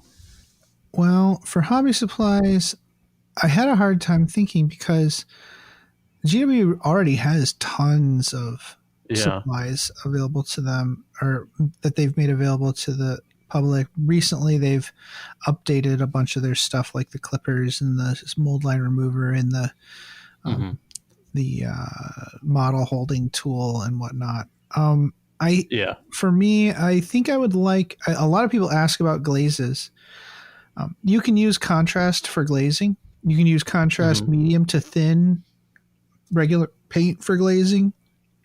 Right. I think it would be a good idea if GW did either a special glazing medium or did a really good tutorial on glazing, like a big one with their paints and their products, because I think people have a hard time. They don't have one? I mean, I don't remember. I think they do like talk about thin coats and stuff, but they don't really talk about glazing, I don't think. Okay. I only ask because, you know, I don't have a store that stocks the complete GW paint line in the area, and so I haven't been in a GW store since February. So yeah, the glazes are no longer there. They haven't been there for a while. So if you see glazes out in the universe, maybe buy them, because like a lot of like the yellow one was really good. Like really good. And it's already mixed perfectly. Like that's one thing with GW stuff, right? Like sure, I could buy some other company's stuff, and it might be cheaper, but the GW stuff has a lot of pigment in it, and it's already, I already know what the paint is, and there's a lot of shades available, so that's what I use. Nothing wrong with not using, I mean, especially the white. Jesus. It's terrible. Always terrible. Like there's just something wrong there for some reason. The ceramite white has always been that thing has like a half-life of like 3 days. Right, yeah. Oh yeah, it's like a fruit. It's like buying fruit at Aldi. You better eat it that day, because you're not gonna you're just gonna have a giant pile of mold the next day. What makes me laugh is how true that is, and GW does know about it too, because the managers complain. Mm-hmm. So yeah. So, and I think maybe they should do a palette. They should sell a wet palette. Oh, that would be nice. Yeah. I have a nice wet palette now, but I'm sure I'm going to screw it up because I know me. Yeah. Yeah. Well, I'll screw this one up because I know me. Yeah. I didn't have anything for hobby supplies because I just couldn't. I couldn't think of anything. I mean, yeah, they already have a lot. They already have a lot of stuff. Maybe mixing balls that you can put in your pots. Oh yeah, yeah. I think Secret Weapon sells some aluminum ones. They're like little skulls, little metal skulls. But yeah, that can be pretty cool. Yeah. All right, next up, wild card. So if I was pie in the sky, I would want a new catechin range. Just ground up. Yeah. Ground up catechin range with sweet upgrade sprues for vehicles that include some cool like dozer blades that are specifically designed for jungle environments, like with maybe like grinding tools on them. And baggage. What does John call it? Junk on your tank. There's a special thing it's called, but I can't remember what it is. But I can't remember either. Stowage, that's it. Stowage. Yeah. So I'd like to see that. I would like to be able to kit out a really sweet catechin jungle fighter army. That's what I want. That would be pretty cool. Also, plushies, obviously. Games Workshop plushies. I want a Nerdling plushie. I want a Squig plushie. I want a plushie for every little pet, like every mini pet in Games Workshop lore, including like it's like Scarab. A Crude Hound and No, Crude Hound's too big. It's an actual unit. Like it would have to be. Okay. You know what I'm saying? Oh, like the cat on the Eldar range. Grinix. Yeah, that kind of thing. And then what I want is I want them to develop a little mini pet battle game. It's like if you bring your plushie to the Games Workshop store and somebody else's plushie is there, you can actually fight your friend's plushie. Like your plushie can fight their plushie with like a mini pet game. I've always hoped that GW employees are listening to us. Right? Yeah.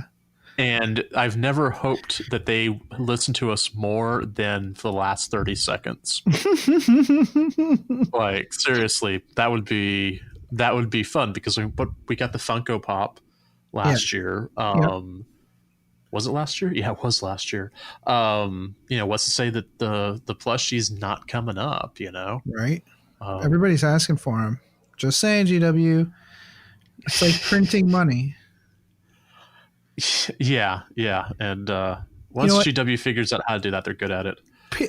To be fair, just making plush, like, it's not just a simpler matter of let's just make a plushie. You have to find a company that's willing to make dolls for a bunch of different things that are super weird and not exactly the same kind of shape as your usual dolls. I'm sure the machining must be daunting, to say the least, for some of these GW things. Yeah, probably. Now I've got, what sort of things, like a little servo skull plushie.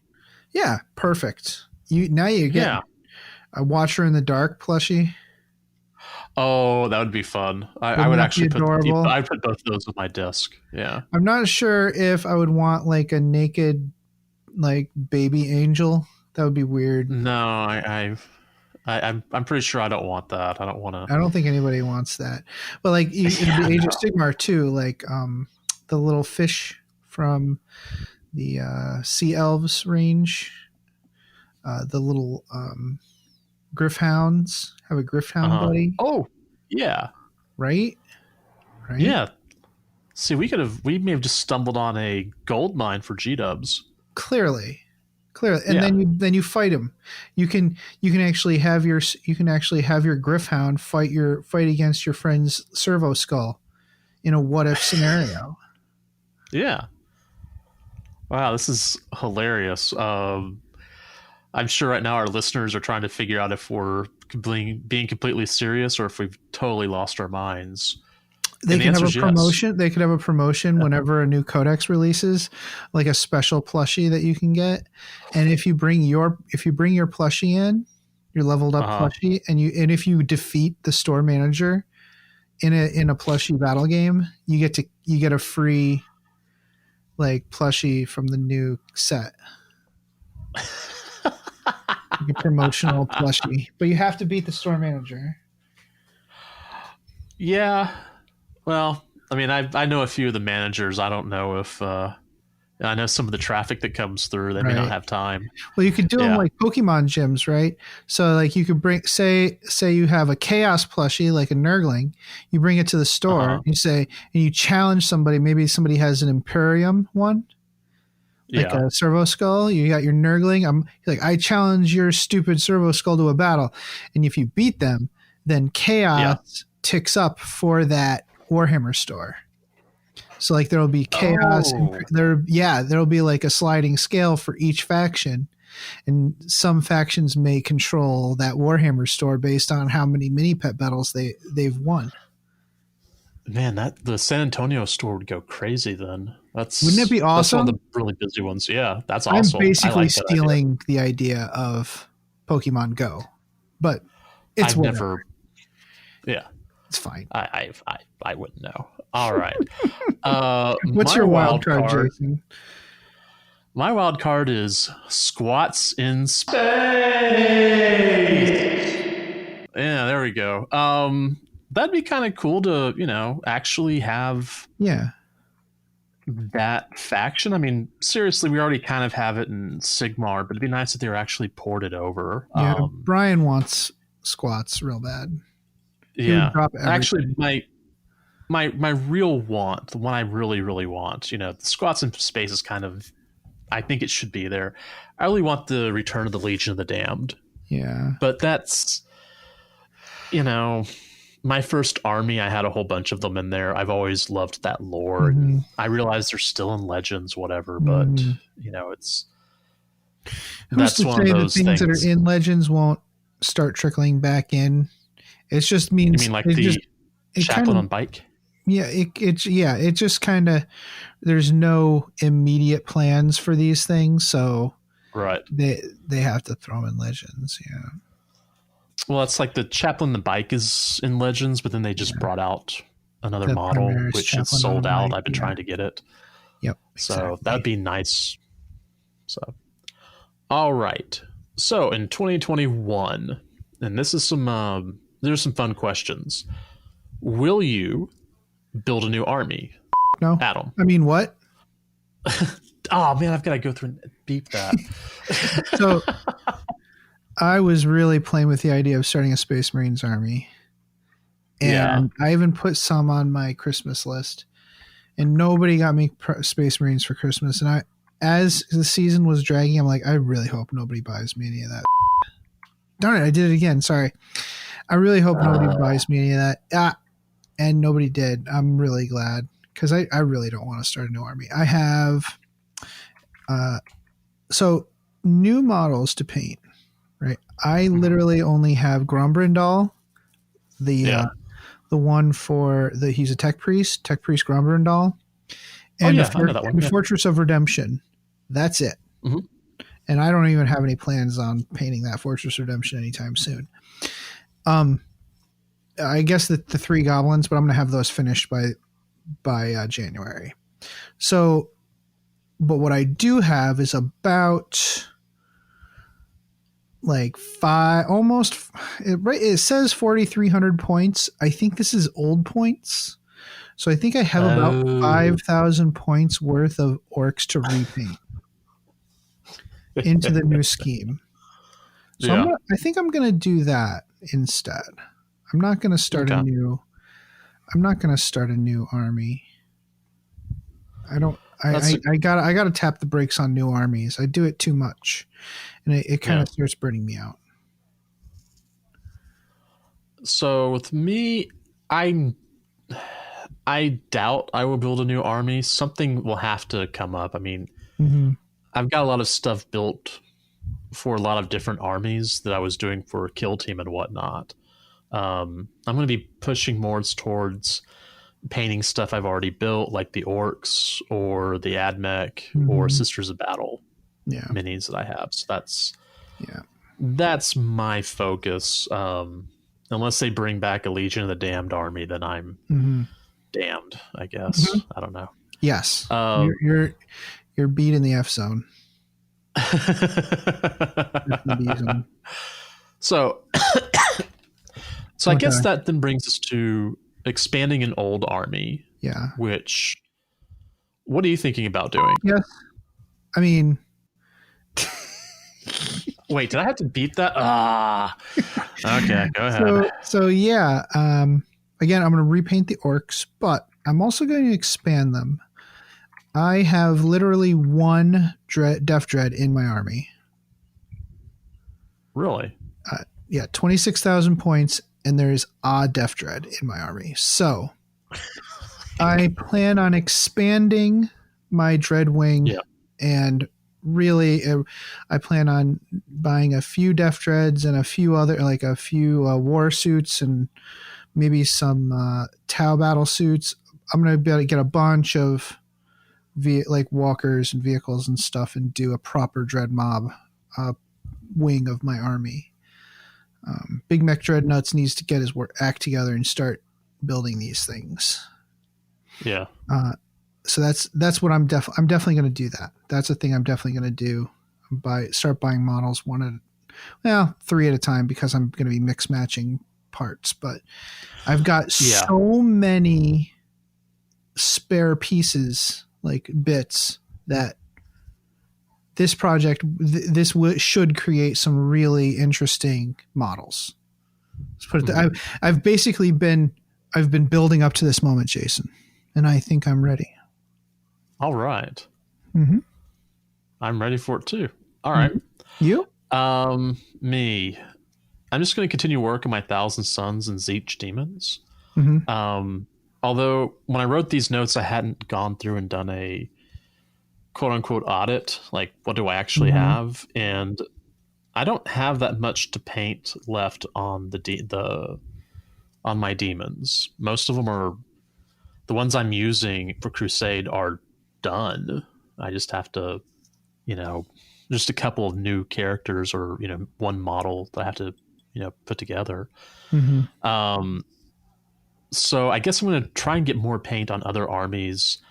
Try and get paint on my my orcs. Try and finish building up the knights and whatnot. I will say I'm not going to be purchasing horrors for a while. I checked my model count, and I don't know how this happened. So I have 2 iridescent horrors that I think I got in a trade with you and someone else. And I've got 20 pink, 55 blue, and somehow I have 48 brimstone, but I have 55 blue, and they're packed together. So I've either lost some brimstone, or I don't know what's going on. I don't know. Yeah, it's. I think that 6 of those. I don't know how I got this, and maybe there's some that maybe they're underneath other things I miscounted. I don't know, but it's a weird number. Did you get any models from the Warhammer Underworlds? Or sorry, Warhammer Quest? Nope. Huh. Fascinating. I think 6 of the blue might have come from the 2 Tzeentch collecting boxes. Yeah. But that means then I lost 1 blue and I've lost 2 brimstones. But they could be on my painting desk and I just didn't see them. Well, either way, you have 20 pink, which means you need 40 blue and 20 brimstone. The rest are extra. Yeah. I can run a brimstone blob, a full blob. A big, fluffy, stupid... Just shoot it because they're 2 wounds, but they're 6 up, invul. I don't care, Go ahead, waste your bullets. I don't care. All right. Next up, hobby goals. What you got, Adam? Yeah, so right now I do a lot of my weathering scheme is basic as heck. I let the model do it for me. I dry brush some lead belcher on. I blotch on some paint, some burnt umber and other browns and blacks and stuff. And I just kind of dry. Yeah, sometimes I'll use a weathering powder, but really my weathering is not. Sometimes some streaking, but my weathering is not on point. So I might, with the Dread Mob project, start practicing the traditional Games Workshop style of chipping and weathering and see what I can come up with, because it daunts me. I definitely want to do that before I start a new Space Marines army, especially if I decide to go with Aurora chapter. That's true. That's a lot of tanks. We were talking about this, earlier with Splinter Mind. Yeah. You'd mentioned that, and I've been thinking about it this afternoon after we did the recording. And I guess the question I have is, do you want to do like light weathering, which I think is kind of the GW style, is light chipping and light weathering, or do you want to go with the kind of the crazy 30K weathering that you see sometimes, especially on the 30K Death Guard models? For the orcs, I want to do some pretty heavy weathering. For the Space Marines, I really don't want to. I think it looks bad. I don't get it, because Space Marines are, but in the lore, they're very fastidious about their armor, except for certain chapters, obviously. Some chapters intentionally leave their armor all messed up. But first of all, I don't understand rust on like adamantium and stuff. I don't understand that. Why? Ceramite? It's a ceramic. Why would... So there's a few things where I'm like, why is there rust on this? Why is this weathered? There's no reason for it to be weathered. Stop it. But light weathering is not bad. Like if you've been in campaign for like a week and a half or a month or two, you're going to get some weathering. So there's nothing wrong with that. Yeah. Some dust. It looks beautiful sometimes. So some things that people have done, I'd definitely be interested in learning and having the courage to do it. Which, when I have a fully painted, beautiful, clean lined, Space Marines tank, the last thing I want to do is start hammering at it with an old brush. Yeah. With random paint. So that's something that I want to have the confidence and the skill to do. Well, I'd kind of recommend checking out Little Legends Studios, because Miles does YouTube videos. He's got a Patreon, and he does a really good job at teaching those things, you know. He's got years of recordings. No, Miles doesn't give me anything. Yes, I'm a Patreon supporter of his, but he's one of his stuff I actually watch. Like I was actually watching a video while we were waiting between the two recordings. Me, let's see. Of course, I'm going to continue working on my painting and making it better. You know, that's but I really want to work on my green stuff skills. You know, we were supposed to go to Adepticon, and I had signed up for the green stuff tutorial class because I'm super curious about it, and I've been doing green stuff work for the past, you know, few months, like building tentacles, repairing all those Battlefleet Gothic ships that had giant holes in them. But I'd like to kind of, you know, get a little more skills in there, maybe try and sculpt fur. I mean, I've sculpted capes, I've sculpted other stuff, but I just kind of like to see what else I can do with it. So, yeah. Nice. And narrative goals. So, all right, Adam. I just want to keep playing Crusade. I think that's the way I want to engage with the narrative in the game right now. I'll finish up that Zone Mortalis expansion before too long, so people can use it. I think folks are going to start getting into stores again soon, so I want to get folks play testing that and updating it. I want to get some Crusade stuff in there. So yeah, please check it. Please check that out. But yeah, Crusade. Yeah, basically same here. Keep working on my Crusade army. Kind of figure out what's in there. You know, we've been playing online, and so I can work with what I have there. But then I had to make sure I actually own those models. I got to buy a few more Screamers, but those are easy to paint, or at least my scheme's easy to paint. I also have a bunch of Flamers in my personal collection that somehow didn't make it to my Crusade list. I haven't figured out how that happened. No, you need to get them in there, dude. Yeah, I actually played them in a game against my buddy Keith, and they did work. You know, nice. I can't believe I didn't put them in my Crusade list. So, nice. I know I put the Screamers in there because, I mean, they're manta rays is what they are. I mean, come on, those are awesome. Right. And fly through space. And there is something to be said for taking stock. It feels good to know exactly what you've got. Yeah, it does. All right, so we contacted some listeners, and we asked them for some thoughts on what their hopes and dreams were for 2021. And our buddy Mike, I've kind of referred to him as our Canadian correspondent, or at least our Eastern Canadian correspondent. And he wrote this. He dreams to stare into Adam's eyes longingly while handing Wendy a bag of ketchup chips, which is hilarious. But seriously, please fill out the rest of the Eldar and Chaos Space Marine lines. Which, maybe slow down the Primaris, which I completely agree. And also replace some of those second edition figures, except of course the second edition Grots. If you have any, you can mail them to Adam. Thank you. You know, because Adam loves those second edition Grots. To be fair, Mike's gift on my 40th birthday did make it possible to make that Gazgul meets Gazgul diorama, so I can't really complain too much. I agree with most of that.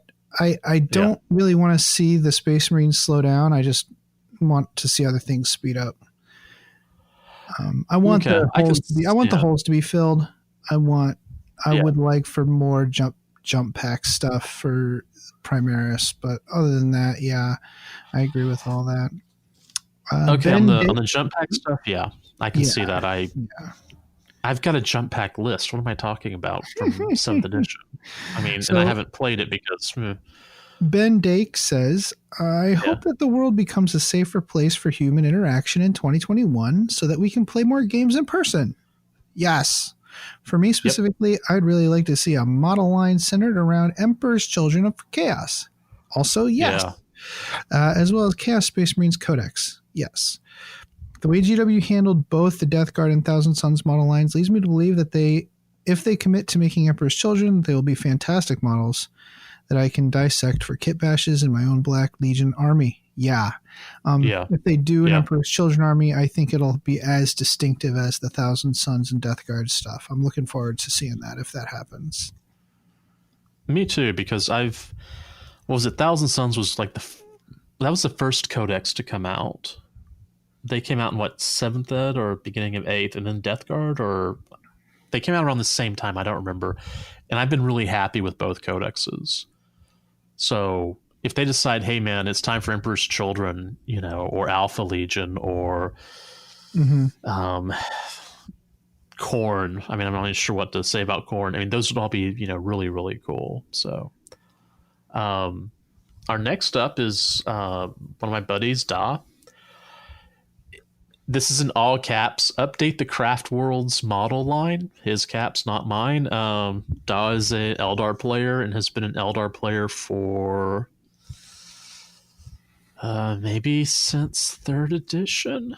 I don't remember. He's been around for a while, and he's got models that they're a little old. All right. Yeah, and I think we all definitely agree on that one. Next one is Swaggin. Swaggin says, I'm sorry, Sean.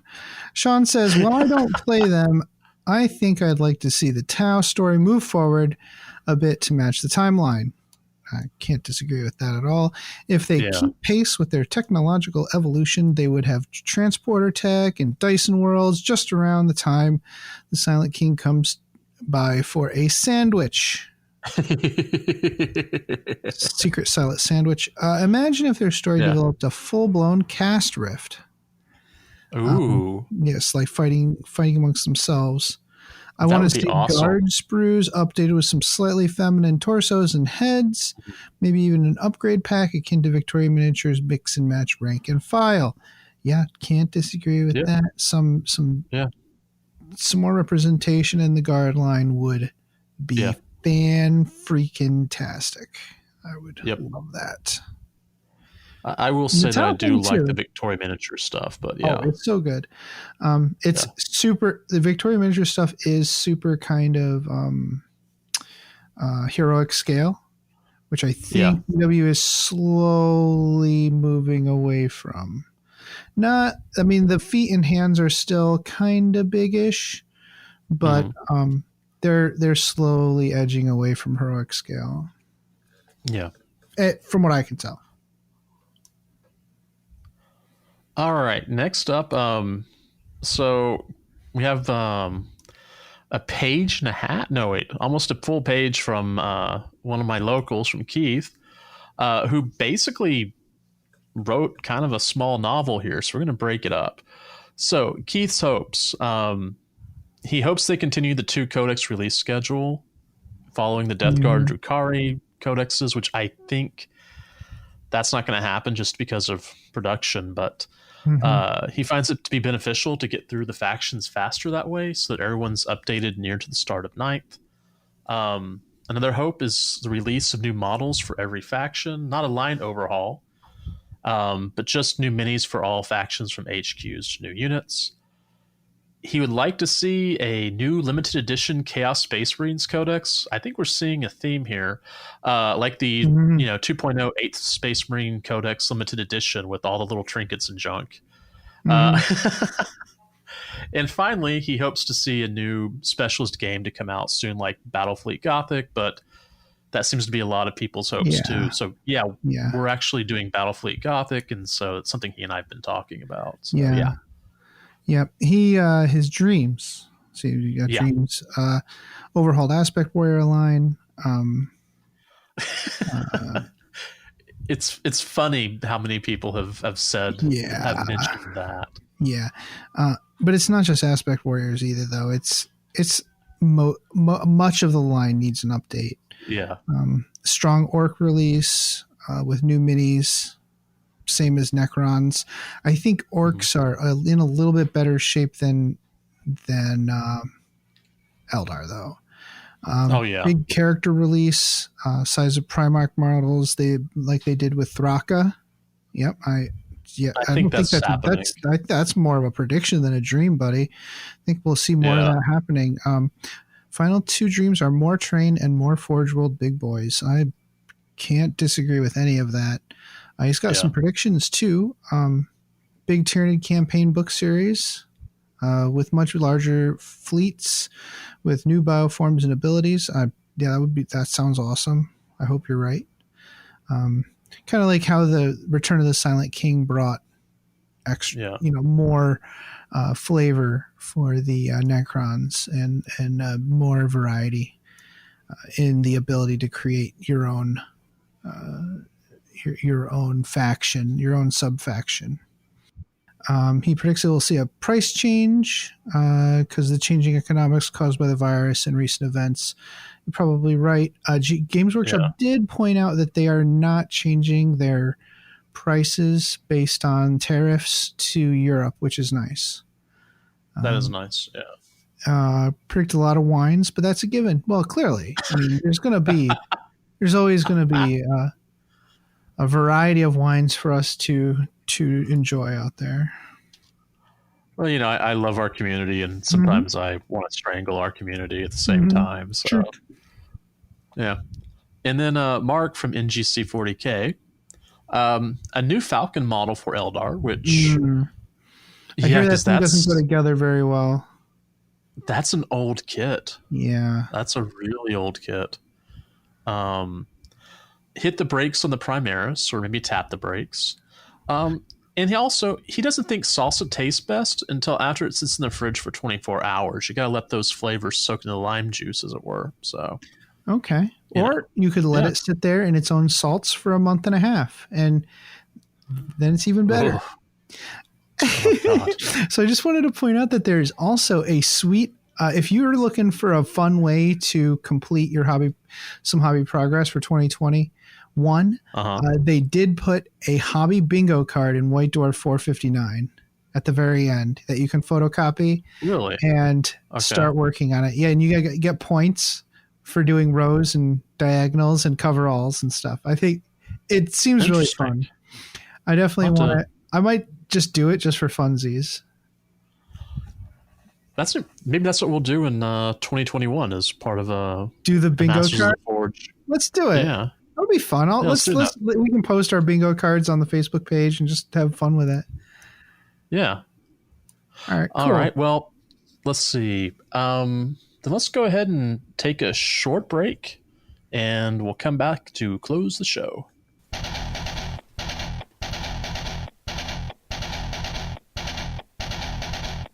Hey Archons, tired of the boring predictability and efficiency of stuff that always works? You need the Slith Party Bus!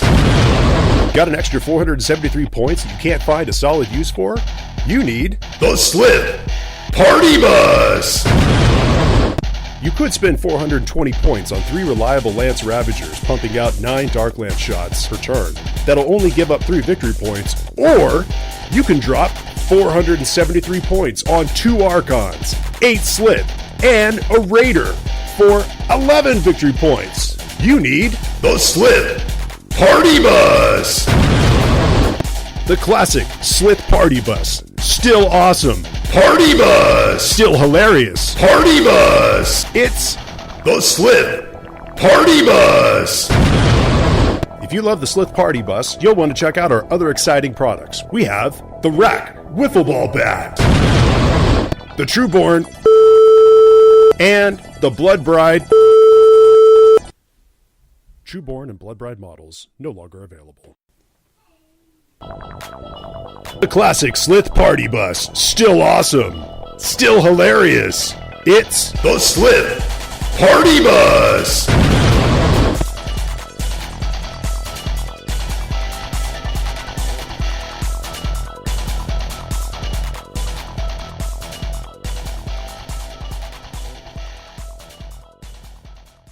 Hey mofos, are you looking for more Warhammer 40k video content?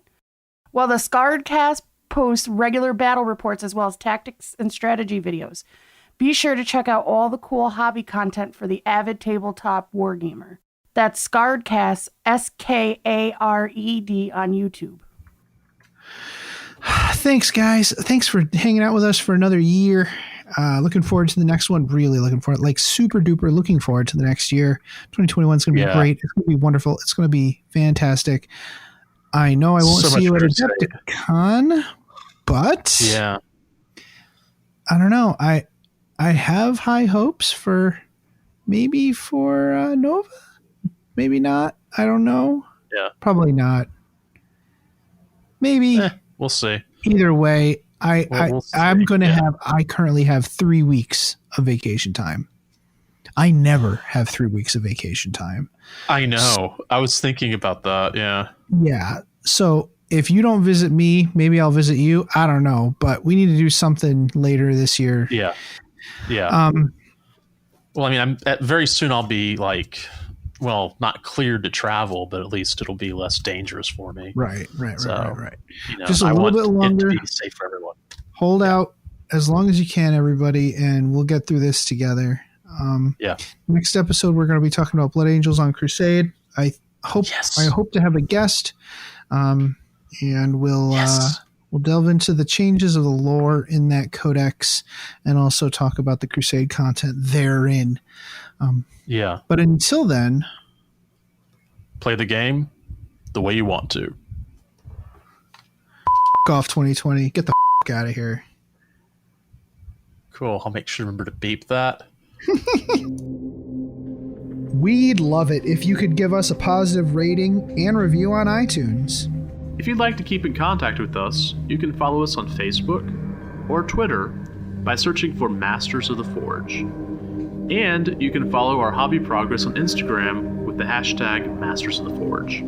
You can also contact us at mastersoftheforge@gmail.com if you have any questions, topic suggestions, or if you'd like to advertise your creative hobby endeavor.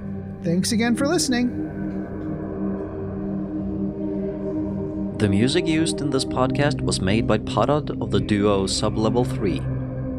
The track is used with his permission. This podcast is protected by the Creative Commons Attribution, No Derivatives, Non-Commercial International License. More information about this license and contact information if you have any requests can be found at our blog, mastersoftheforge.com.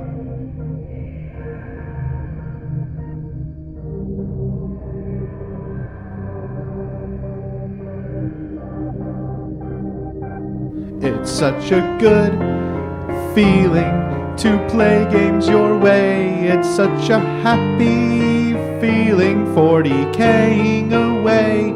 And when you throw dice with story in mind, it's such a wonderful way to unwind.